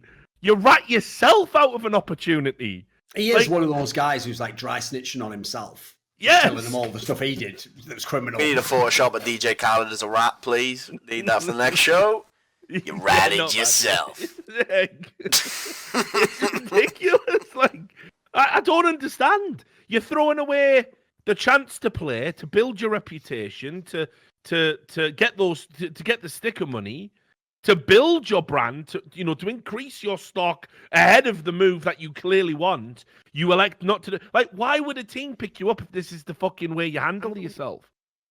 It's just like a fucking shambles. Just before the major. Come on, man. I know. We've been because this. What if you do that to my team? That's what I was thinking. Yeah. It's bonkers. I've never seen anything like it, man. The more and more I think about it, more that obviously the team for Smooya to join is not a drawing of a dick, because they aren't going to be going into any majors anymore. So North, if you're out there, recruit Smooya, make him your in-game leader. Listen, at this point in time, you'll have to go backwards to go forwards. So just get Smooya as your in-game leader. Tell Valde, set Smooya up all game. Your support role now. Smooya and AZ star players. 2019. Here we go. Good times. Speaking of which, by the way, why can any mod ever remove anything from r/global offensive if they're not going to remove literally offensive things like using the disabled sign in the word North? I'm not really known as much of sort of like someone who believes in prescriptive behavior and demanding things. In fact, I personally wouldn't even censor things generally. But if you are going to censor stuff, how does that not fall within the line? I don't know. I thought it was quite funny, actually, since we're sort of heading towards the end of all the news and everything that's been going on. We can definitely talk about this, right? Did you see the North toxicity tweets? I saw this, mate. This, what tilts me about this? I've made this point in the past, Rich, because here's the thing. You'll know this reference I'm talking about. Yeah. So if you go into any pub or club in the area I live in the northeast of England, I'd assume it's the same for everywhere, London, most of the UK. If you go into a pub or club and you go to the toilet, famously, they will have like posters on the wall. Like they'll have one near the fucking hand dryer. And the poster will say like, domestic violence is never all right. If you hit a woman, you will be tried or something, and it says something like, if you see it, call it out, stop being abusive. And I've always said this, yes, the sentiment is a brilliant sentiment. I would really like it if everyone listened and did what this poster said. Problem is, why is the guy who's already had 7 pints and who's in this toilet and is just drying his hands before he goes out, why is he going to look at a poster and go, was just going to go and beat my wife up, but actually after seeing this poster, seems like it's not the right thing and that society looks down on it. So the same concept. It doesn't matter how many times you tell me people said horrible shit on the internet. Like, this is what I'll tell you right now. What annoys people, right, is we all agree. I'm not saying get cancer to anyone in North. So why are you going on at me about it all the time? I'm not the person doing it. Like you're not hitting your target audience. You're just annoying the people who aren't doing any of that shit. In fact, ironically, now I want to be toxic to North because they're pissing me off now. Well, like it wasn't even that so much. It's like, right, the sentiment that one tweet is fine. Right? Like, again, the one tweet is fine. It works for me, right? Where they say, hey, CSGO community, we have something we need to talk about. This is not okay. Not to us, not to our players, not to our opponents, not to tournament organizers, not to casters, not to your own opponents, not to anyone. And then they showed, like, some of the messages again, which, by the way, standard fare. Yeah, this is just an average day at work for me. So get a cancer, please, noobs. Die, please. I don't care if you ruined my name, idiot. Fuck you, North. Hope you all die. I wish your all players death. Stupid, stinking flock of freaks. That you all are dead from AIDS, freaks. Started out strong. It was actually Yeah. pretty funny at the beginning, but then he just had to go and spoil it. Go Didn't he? fucking die, please. And then AIDS freaks, guys, comes He's back come again. back. Yeah. To dead all who at least something to do with your smelly organization freaks die. So again, You know. that's just an average day out like on Twitter for me. Like so but I understand, like, is it okay? No. If course somebody not. if somebody's like tweeting like threats at you, you should just pass it on to the police. If somebody's if you believe it's in any way a credible threat, or even if you don't, fuck it, report it to the right people, report it to Twitter, report it to social media. They take all this shit pretty seriously. But then, like, what happened was they did this follow-up on Reddit, and because loads of people had replied, like, organizations and players, like Get Right was in there telling us, like, one of the stories back when, he was in 1.6 and stuff. And then they did this. By the way, that follow-up. story Get Right tells is so mad. Like, people should go and check this story out. It's so nuts. The basic gist of it was, it turns out, he only found this out years later, was that some guy used to just call up his house in 1.6 and ask his mum, like, "Oh, how's Get Right doing?" or something. And then what's mad is Get Right's mum's so lovely. This is so long ago also, esports wasn't massive, that she would just reply to the guy and tell him, like, "Yeah, he's doing all right, and then she would, like, have a relationship with this guy. And as a result, this fucking nutter just kept calling back for, like, years or something mental. Well, yeah, obviously. But then, you see, they decided to do, like, a follow-up. And they did this mad fucking, like, blog post about, like, listen, what you're trying to resolve, what you're trying to cure, effectively, what you call toxicity, it's just people being arseholes. It can't be done. It simply cannot be done. It's impossible. It is a waste of time and energy. All you can do is just fucking meet them head to head. And if someone treats you like an arsehole, you treat them like an arsehole back. And then they might think, "Oh, I don't like this." I mean, that's the amount of times, by the way, I actually see people who flame me and say, "Aha, yeah, you fucking fat, ugly, bald cunt, fucking kill you, yeah." And you just reply and go, "All right, let's do it then. Come to an event, shut me up." And they go, 9 times out of 10, you just cure negative human behavior by mirroring it. And you encourage positive behavior by mirroring it.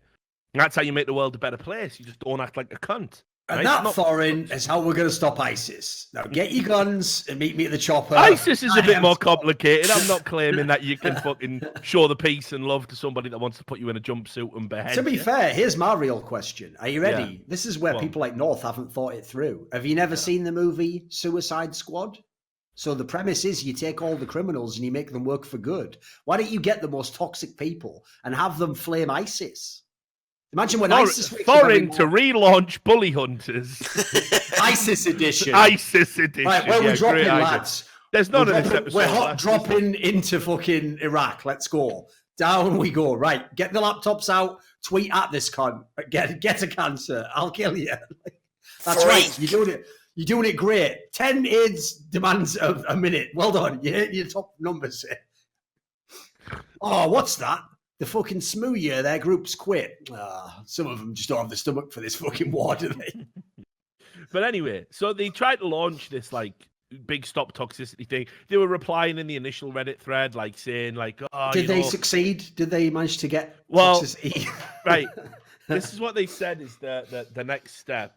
Well, actually, it's this guy, that PH DeMarc, whatever he's called. One of the most annoying arseholes. No, he's a bit of a weirdo. There's no getting away from the fact he's weird.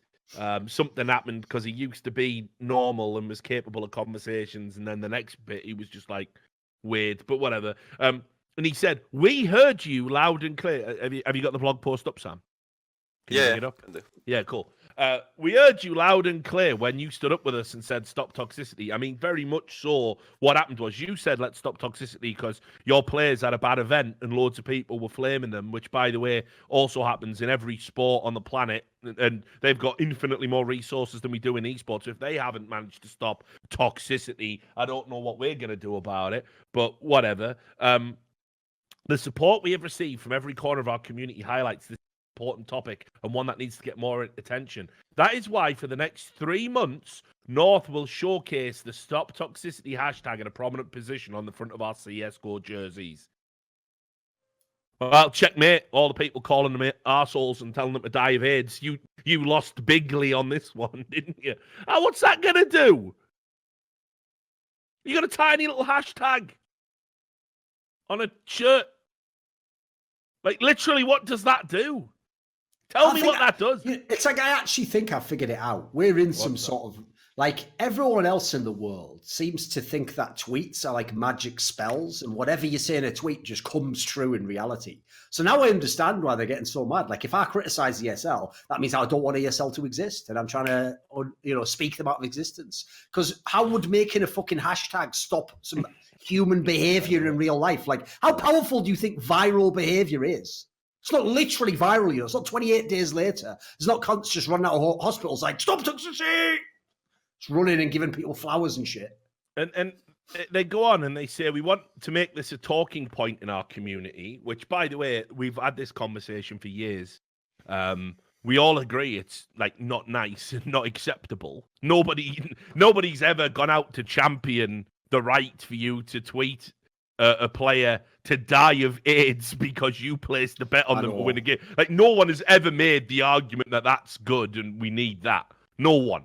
So we're like pro-toxicity.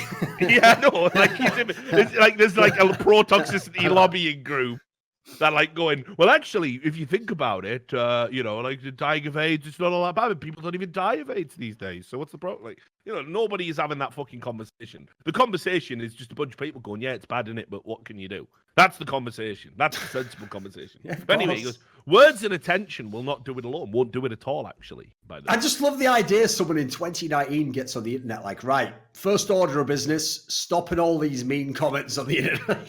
I know. Well, what plan do you have to do it? No one's succeeded so far. I'm just going to tell them right up front, it's not acceptable. Yeah, the year is 2019. We have finally conquered all known diseases. Food is plentiful. All income has been equalized across the whole planet, rendering obsolete the need for third world labor, and everybody lives in peace and harmony, except for one thing. Oh, what's that, God Emperor Nico? Well, gangbangs and mean tweets. We will conquer these one at a time. It's like, no, mean tweets. It's just mean tweets. You just block it and get on with your life, don't you? If anyone's saying they're going to take it further, there are authorities to report this to. And the way Britain is now, people get fucking arrested for things that are objectively not crimes. So that Facebook post was a bit rum. So you're fucking coming. You can't actually charge me with anything. No, but we've hopefully taught you a valuable lesson. No, what you've done is waste police time and resources.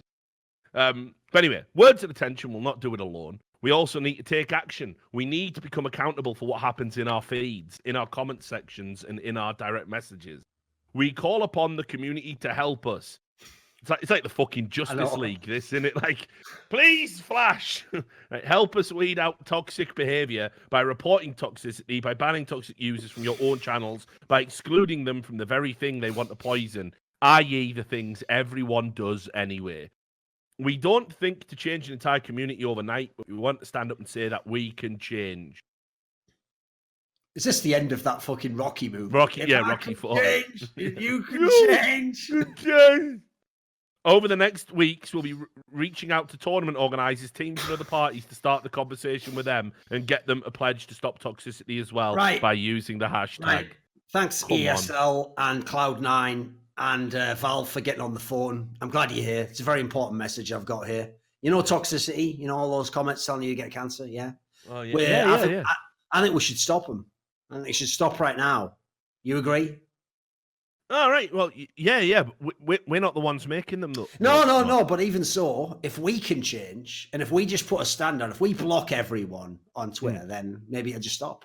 Well, that's a bit of an oxymoron there, North, because we. Well, there's no need to call me a fucking moron just because I'm in North. Listen, this is exactly what I was trying to get away from. And it would, of course, have to be the team that have, tacitly approved of the fact that they've got that wheelchair in their fucking name. They've never called that out, by the way. No, They just- here's the are you ready for the maddest detail ever, Rich? Yeah. Is that in the first thread that was about stop toxicity, someone said something like, "Oh, so can we not do North with a wheelchair anymore?" And the guy himself, PHE DeMarc, was like, "No, of course you can always meme on us." Yeah. I'm out. You don't get this at all, do you? Yeah, no, you What next? definitely don't. Yeah. Because that's the other thing as well. Like, one person's acceptable level of behavior is obviously someone else's that's, not acceptable. So I'm not going to go all Reddit and go less slippery slope. I'm just going to say that pretty much how you solve it is to distance yourself from it using all of the tools which the last 3 years of tech development have all been geared towards you being able to ignore people saying things that you don't like on the internet. That's it. Job done. What more do you want? Right? I can already imagine as well, someone could write up a straight fire banter, one of those fucking memes where it's like, the North players decide to make good on all this negative publicity about disabled people, and they go and they visit a hospital ward full of tragically disabled children. And then you do the old meme, Rich, which is like, just looking at their sad little faces, realizing they're going nowhere. Said Billy, age 7, disabled, Yeah, to know. the old memes are the best ones. Right, but look, right, like, so I'll read you that PH DeMarc's fucking statement here, right, because he came into that Reddit thread and was saying, let's not turn this into something like bully hunters, and I'll break it down really simple for you. So, load of word vomit, and then he goes, the second part was the question we asked ourselves, what can we do right now that can help us and others to avoid toxicity? Well, the easy answer was to delete it and report ban the users. But obviously that won't solve it for Fnatic or Astralis. Well, yeah, they're doing it too, aren't they, you dickhead? All right, but go on. But it will solve it for users that are in our Facebook and Instagram feeds. They won't see it and they won't feel like it's okay because everyone else does. On Twitter, it's a different ballgame because we can't delete other people's tweets. Even the implication. I know. It's bang out of order, but Twitter doesn't even give us the ability to tweet other users' totally independent tweets. Yeah, we just can't. We can't delete your content, right? I know. What sort of mad fucking what sort of mental? What was the name of that thing from Avengers where they were like a civil war? What sort of mad Tony Stark-esque civil war authoritarianism do they want? The ability to just delete everyone else's tweets off the internet, right? So he goes, we can, however, block people, and we will, and we hope every other org, TO, and player will follow us. For each and every user we block, they will lose access to that little part of the community and won't be able to interact with us. It might not change personalities, but it might make people think twice about potentially losing access to the feeds of their favorite games. I can already tell right now how you meme on them, right? Let's make a little documentary where it's a guy who's like, I was in a really bad place in my life. Like, I was betting skins on North. North was losing. I'd lost all my skins. I was tweeting at him to get cancer to die, and then they blocked me, so I couldn't follow them anymore. Anyway, my life's turned around. I've joined the YMCA, found Jesus. It's a turnaround for everyone. Thanks, North, for blocking me. I'm now a fan of Heroic, a team with reasonable expectations. That should be the fucking tagline of Heroic. Let me just at tell least you we're not North. As a guy that used to block people, right? That's what he's doing. Why is he doing, Sam? When people have been heroin addicts, they love to always live up how bad they were. Like, I was well bad. I used to just be banging it straight in. I used to get through a 10-bag a day, man. I used to ban 10 cunts just for doing a winky face at me. So anyway, someone who used to block. What, about 3 months ago or something? No, but I mean, just in general as a rule, right? Sure. If there was a level of fucking stupidity, like if you just tweeted something that was like basically, and these were my rules for blocking. If you were angry about something I hadn't said, instant. If you said something that was like unfathomably stupid, instant. Or if you were like sort of like coming into like, okay, oh, how dare you tweet this? Do you just want to stir drama? You don't have to reply, mate. Just fuck off. Oh, and anybody telling me what I can't tweet, instant block. Even if you're like long-term fans. It's the guy who has like the 80 followers and then they don't follow you. So you think, great, they've come off someone else's retweet or tweet embed. And it just goes, trying to be relevant again. Yeah, it's like, classic. Yeah. Yeah, I am. Yeah, that's why you're messaging me, you daft cunt. I've won. I win. So anyway, I was like, you would just read, and even in this Dick Stacey thread that's on Reddit right now, right? You'll just read like mad stuff that like blatantly isn't true. Like this. The dude blocked me because he said something about CLG Red coming back into the scene, and I made a comment about Miss Harvey being a bitch in game. I said I have played many Face It matches with and against her. He has the right to block me, but he sure is sense. I just don't want to hear your fucking life story. Right, you are nothing to me. Like I will explain this to you, Marshall Brewer. This is as good as your life gets, right? You're actually using your Reddit name. This is the peak, right? You're nothing to me. You're like, there are amoeba that mean more, that I think about more regularly, like germs, bacteria, like keep my house clean. I think about all of that, like way more, like what my shit, like when it comes out my ass is going to feel like. That is in my head more than you will ever be. I do not care about the fact that you played against Miss Harvey, and probably because you're a weird little incel cunt, you were calling her names and she gave it back to you, and she's 10 times the player you are, and you couldn't fucking handle it. So in between thrashing your little piggly wiggly dick, you decided to tweet at someone who fucking doesn't give a fuck about what a bitch she is, because you're an incel. Right? Do you understand? That's why I blocked you. All of those reasons. You didn't trigger me. What you're saying doesn't bother me. You're just another fucking goon on the internet calling a woman a bitch because you've got issues. I've seen plenty of your kind, my friend. I couldn't work in esports without being able to rub shoulders with some of you, right? But no, so he sure is. He sure does take it personal. He sure does get triggered. He sure does. That's always been my favourite angle, by the way. The guy who takes what clearly to them was a very important moment where they're annoyed and upset that they've been blocked. Well, you're still talking about it months later on Reddit, right? They spin it like, see, this guy's so bloody thin-skinned and sensitive, said the person talking about an incident months later that no one else cares about or was involved in, but just about them getting blocked on a social media site. Like, yeah, you definitely aren't triggered by that. Just to underline that this person is mentally ill, right? Just to underline that, right? And people always go, oh, you shouldn't throw the mental illness thing around. Let me tell you. The same people using North wheelchairs 24/7. Yeah. No, but let me tell you, if I've ever said this person's mentally ill, it's not because I'm throwing mentally ill around as an insult. It's because they're mentally ill, and that is my assessment, right? So he goes, for a person, he goes, the FGC sure did do a number on him. I think he assumed he was a tough badass. Well, while we're talking about assumptions, let me tell you the frame of mind for a person I've never met, never interacted with, beyond him blocking me on Twitter. He sure was a tough badass, but he couldn't shake the FGC trolls. I left a job so I didn't have to deal with them and doubled my salary. Who loses? The fucking smelly furries that like literally make people retch when they're at events, and tournament organizers have to fumigate their fucking halls after an FGC event. Right, and all they have is the potential that maybe one day in one of their locals they might play a semi-pro or a good player, an actual pro. That's their whole lives. Or me making more money than they'll ever see in their miserable, wretched existences per year. All right, yeah, I lost that one. The FGC got me good. Now he just makes bank on betting. Smallest part of my income. Smallest part of my income. So whatever. Why not make most of your living from the bad habits of humans? Don't make most of my income from that. Also, of all the things in life, that's the bad habits of humans is betting on esports games. Come on. How far are you going to stretch this? Right? No, but then look, the last line. Put it this way, all I'm going to say is the fucking line that they say in Half Baked, isn't it? You ever suck dick for skins? Of course you didn't. No one else in the history of the world. It's not the same sort of addiction, is it? Come on, calm down. He goes, his dream, right? So now he's just going to imagine, he has imagined what my dream is, right? His dream would be to make money of the failure of others from the way he talks about his fan base. No, I actually like my fan base. You're just not included. You're just a mentally ill person with internet access that really should be in a home getting treatment before he's allowed in the community. Like, I can't help that. You're not my fan base. Even if you think you are, I have to politely say I do not want your fandom. Sorry. Take it somewhere else, my friend.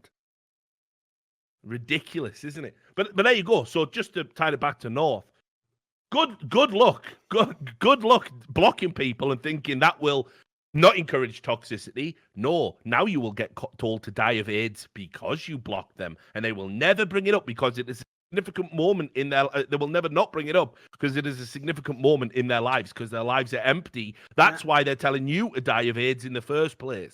Right, here's another one. Same thread. You come up, of course. I got blocked by Thorin for suggesting he was dog whistling in one of his tweets. Well, that doesn't seem like a reasonable thing to block someone over. Just saying that I'm basically communicating with racists in a tweet about presumably esports. So, no, I reckon in this one, I'm the mentally ill one, Rich. He's got me on that one. These guys act tough with this edgy facts don't care about your feelings persona, but they're really insecure and frightened as fuck. Those in glass houses should not throw stones. That from Hapuna Makata, right? So... At least it's a funny name. Fair play. Like somebody who I guarantee literally would not even have the fucking sack to just come up and say hello to me. As he wrote that, he was wearing a fucking onesie. Don't even worry about it. And he literally was trying to keep down the fucking soy he drank earlier that morning. Yeah, and again, we don't block you because you trigger... okay, ignore making it about us. If you annoy... Right, you have to understand a celebrity, not us, not talking about us, but let's apply it to celebrities. People with hundreds of thousands of followers, millions of followers. Right, what you got to remember is, like George Carlin always said, think about how stupid the average person is, and then remember, 50% of people are stupider than that. Right?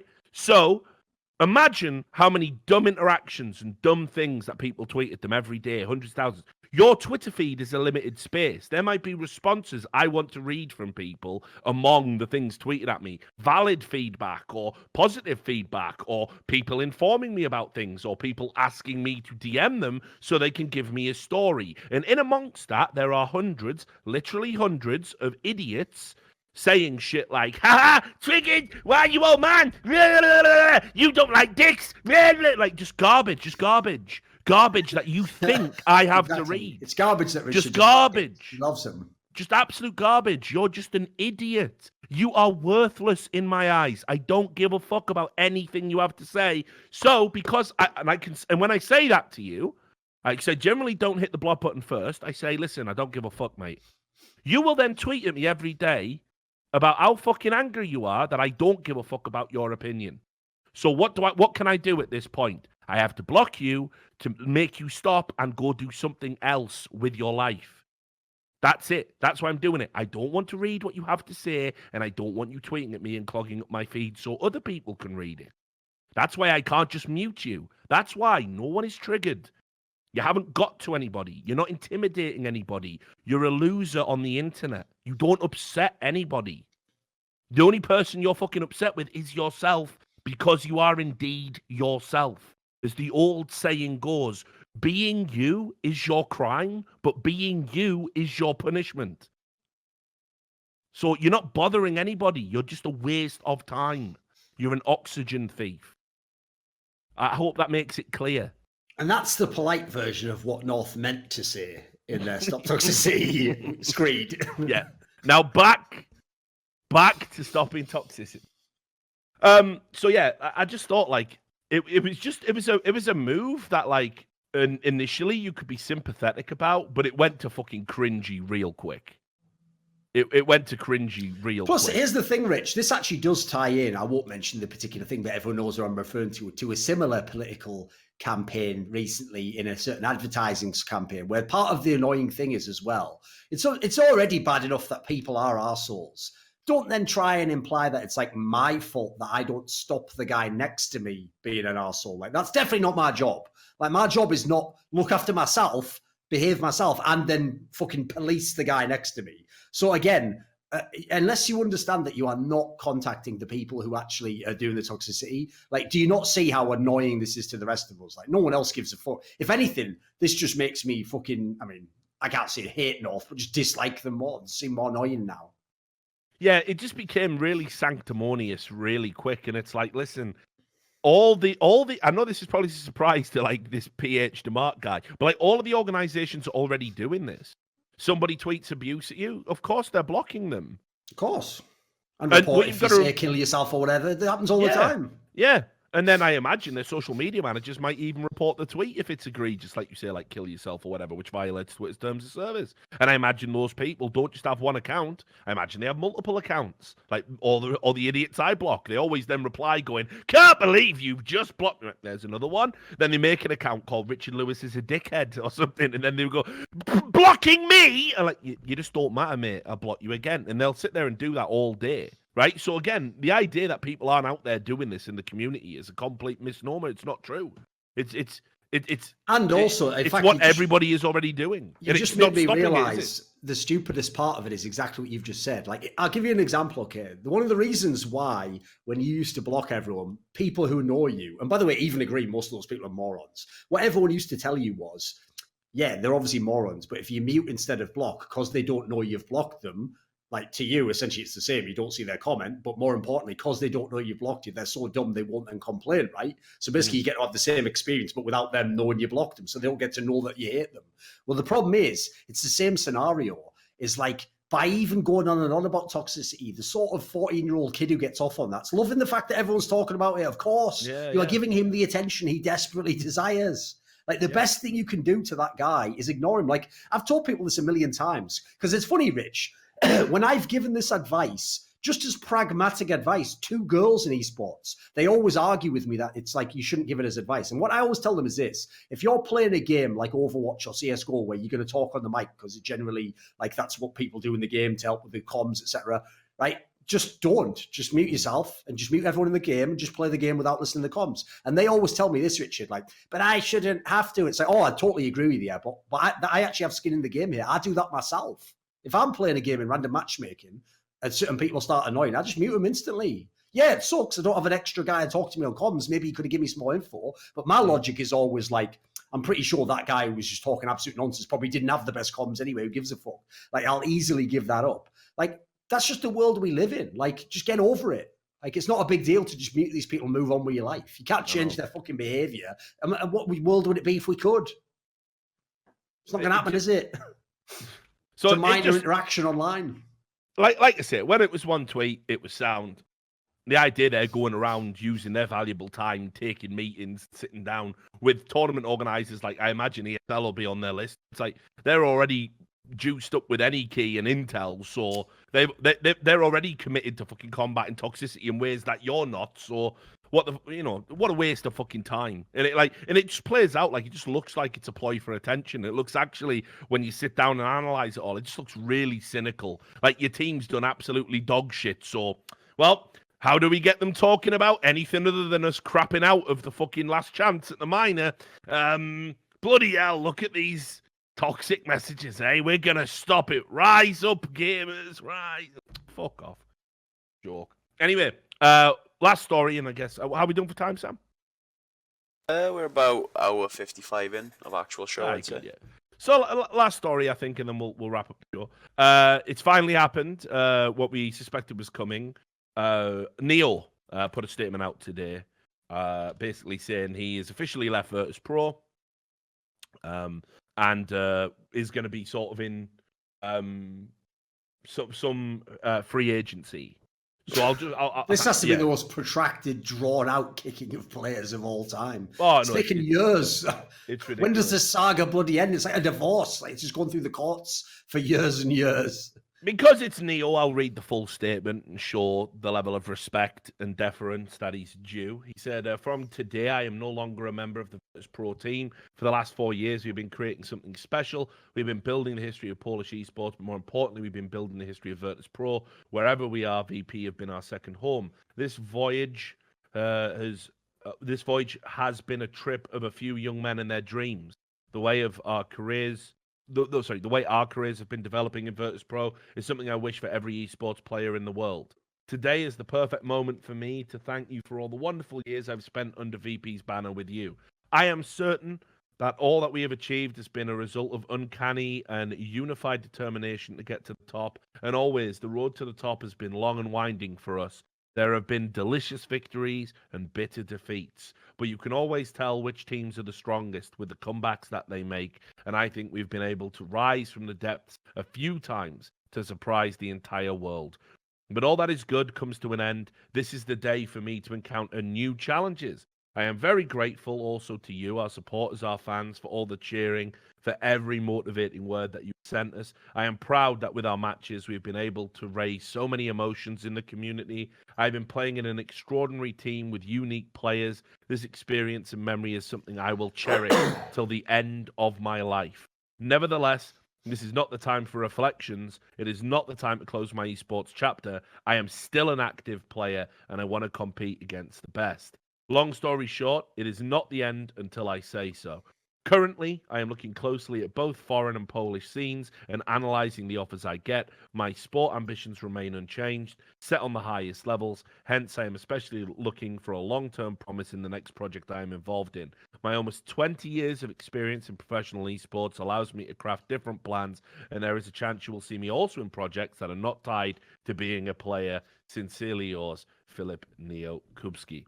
So, he's obviously saying there that he still wants to play, but there is a chance he could coach or even own a team, similar to what Taz has gone on to do. For me, while I love the guy, and I certainly love the player when he was on form and at his best, I don't see his next move being one that's going to somehow rejuvenate him. He's certainly going to be playing a little bit further down the trough. He's going to be playing pretty much based on that reputation and that name. Someone will give him a chance, but it's not going to be a top-tier organization. And I would seriously implore him to think about that and look at other players that maybe didn't get out when the time was right, and definitely consider that coaching role or that ownership role first and foremost. But certainly a sad day. But just some thoughts from you, I guess. Yeah, the big problem I have with like his statement there is when he says he wants to play again and says that thing about, I'll be looking for like a long-term commitment sort of. It's like, this is one of the things that's really depressing about when players who were once really good get really old in the game as well, is they also do this as well, Rich. Like there'll be a pro player who gets cut from a team. He's like in a top team, they get cut. And when you message them privately and you say like, what are you going to do? Are you going to retire? Do you want a new team? It's when they tell you that message like, well, I'd consider any offers if they were really good, like, if it was for a top team. And it's like, mate, you've just been cut because you're not good enough for this team. Like, what? Like, wait a minute, you actually live in a world where you think they're going to give you like a massive deal. Like that's the problem, is like, what deal is Neo going to get that's a long-term commitment at this level? It's going to be like what Taz got. It's going to be to play for a team that's like 32nd in the world or something. You're not going to get a really good deal. Like there's no fucking, like Optic's next move isn't sell everyone Danish and then just make a team around Neo with a 10-year fucking contract at 400k a year. That ain't going to happen. So I have to say it's a very naive, like unduly optimistic worldview. And I just hope personally, as you alluded to, he actually realizes like you haven't got that long left to play. So why not parlay the end of your playing career into dovetailing into your post-playing career. So hopefully make a new org, get equity in a current org, do one of those things. That would be the logical thing to do at this point in time, in my opinion. Yeah. Well, there's a little bit of breaking news to round out the show. Do just want to show you as well, just to underline, again, if you ever think that I don't deal with the detritus in intellectual race that are humans, you can have a look at that thread I've just put in the chat, where literally somebody has made a thread, why is Richard Lewis so toxic on Twitter, linking to me saying, maybe don't put cartoon penises in the game, maybe be a little bit more mature than that. And in it, the creator of the thread, a Renegades fan no less, called Stingo Ra, has said he is grown-up man and has nothing better to do than this. You're making a Reddit thread about it, mate. You're making a Reddit thread about this. So are you not a grown-up man who has nothing better to do than this? Well, obviously not, right? Because the rules never apply to you. So you'll do some mental gymnastics to make it look like you're the real winner in all of it. Mate, the same when you're talking about me. The same people who in a thread will be like, these arseholes just constantly go on about the same minutiae no one cares about, picking up things that they're so sensitive about, and then you look and it's like the same guys commented 15 times in one thread about you. It's like the self-awareness just kills you. It's wild, isn't it? It's wild. The HLTV thread is even good. Like it's even better. Sorry, it's like, he's like Keemstar, just all about drama. Like, I would rather you just ignored my tweets, honestly, if you don't agree with them. I don't want you to feel compelled to make 10 Reddit threads about them, threads on HLTV, obviously calling me a retard, and telling the great story of the day I blocked you. My favorite always will be like, he's just like Trump. Yeah, no, that has been said multiple Insert times. any reason in which I'm not in any way like Trump, but just you don't Yeah. like. He's just Yeah. that Trump. I've had that a lot. It's almost, what's mad about it is when people do that, they don't realize. It just reminds me of like there was a classic skit in one of those like Lee and Herring shows in the 90s where they had a character like that where the joke was he just made everything about politics and he'd be like, I tell you what, that fucking Tony Blair's. And then they'd be like, but the joke was they'd all be the straight men and they'd be like, well, no, what's he done like? And then the idea is obviously people like that are just blaming like random things, aren't they? So whenever you try to explain like, well, you know, the roundabout in Kettering's not in order anymore, like, you know, some shit like that. So he's just like Trump. So you are just the Trump of this world, aren't you? So anyway, this is the final story, and it means that you can use that graphic we've got, Sam, with the. I don't know which one. Which one do you like best, by the way? Which one do you like best out of the two Smoothie graphics? I thought the second one was funnier just because the first one's like got too much shit going on in it, you know. Yeah. I'm with the second one. I'm with the second. I like simplicity for that, you know. So apparently he's just tweeted out that he's going to be trying out for Denial to play with them for a qualifier. Who the fuck's in their team like? I don't know. Let me. Oh wait, Denial, isn't that Bravado Gaming? Isn't that the new team that Bravado joined? Oh yeah, actually, South Africa. Right. Yeah, they did get picked up. We did mention that on the last one. Is that what he means then? Yeah, it's the ex Bravado guys. Yeah. Fucking hell. Yeah, I don't even know who's meeting who on the way up or down there. I know, that's a mad one, isn't it? Why would you stay? So yeah, there it is. You can show the. I'm guessing you showed the graphic, did you? Yeah, I've shown both. Oh, you showed both, have you? Good man. It's mad, isn't it? It's mad. I can't deal with it, mate. I can't deal with. You could be playing at a major. You're not. You're now trying out with Denial, playing on 150 ping. It's mental, isn't it? Hope of UKCS, of course. Yeah, but that's the other thing as well. Because he was UKCS, you knew he'd have to spectacularly fucking crash and burn and fuck Here's up. The thing. All predicated on ego. Smooya is the best reason to, you know, finally remove the tentacles of nationalism from our world. Yeah. You know, patriotism. I don't really see the point in it anymore, Rich. Like, around the world, innit? You know, so. Ridiculous. Right, I guess we can wrap up the show there then. We did it. We did our 2 a week. Sam, $1 patrons, put a question in. No, we haven't. In Discord decided to meet again. Discord's had a fucking rough week this week, but it's been struggling. A lot of freezes, a lot of audio fucking crashes. Maybe we need to get on Zoom, eh? Yeah, that's got some issues as well, as we experienced to me, but there also does have some faults. Yeah, but I think that was a Wi-Fi thing. Your cam was stuttering as well a bit. No, was it? Yeah. Whatever. Any final thoughts from you, Duncan? I feel like it's about time you went to an event or something. Anything on the horizon? Yeah. I think it's until after the major, I think most people are waiting for the circuit to start, you know. Yeah, you've been hits and then gets all his day rates in one go. And down for the No Majors Club, of course. Yeah, mate, I've been making it straight fire this time. We're not going to get into a studio, but we got some plans. So I'll fill you in a little bit later. But for now, all that remains to be said is thanks to our sponsor, Rivalry.gg. You can go to rivalry.gg/RLS to support the show, support the channel, and qualify for up to $350 of VIP bonuses. Also, our other sponsor, #StopToxicity. It's a very important cause, and you know, perhaps, you know, if we all get together, we can cure arseholeism in the world, and that'll be really good. And of course, our patrons that make it possible. Our $100 patrons, Jerky's Minion, Botvic, Kashanath, and Detlef Insomniac. Big shout out to all you guys. Remember, you can ask questions. Keep telling you. And our $50 patrons, Manuel Stockley, Reykjavik on Steam, Sard Sawar, Pete Bidstrup, Cal, TC Owens, Watch Doge, Carv, Roosty, Ditter Dornov Christensen, Nostradamus, Marcus Kiyunpa, Madsen, Colin Penny, Benakagi Assassin, and William Southern. Thanks to all of you. Thanks to everybody for tuning in. And take care of yourselves until the next episode of By the Numbers.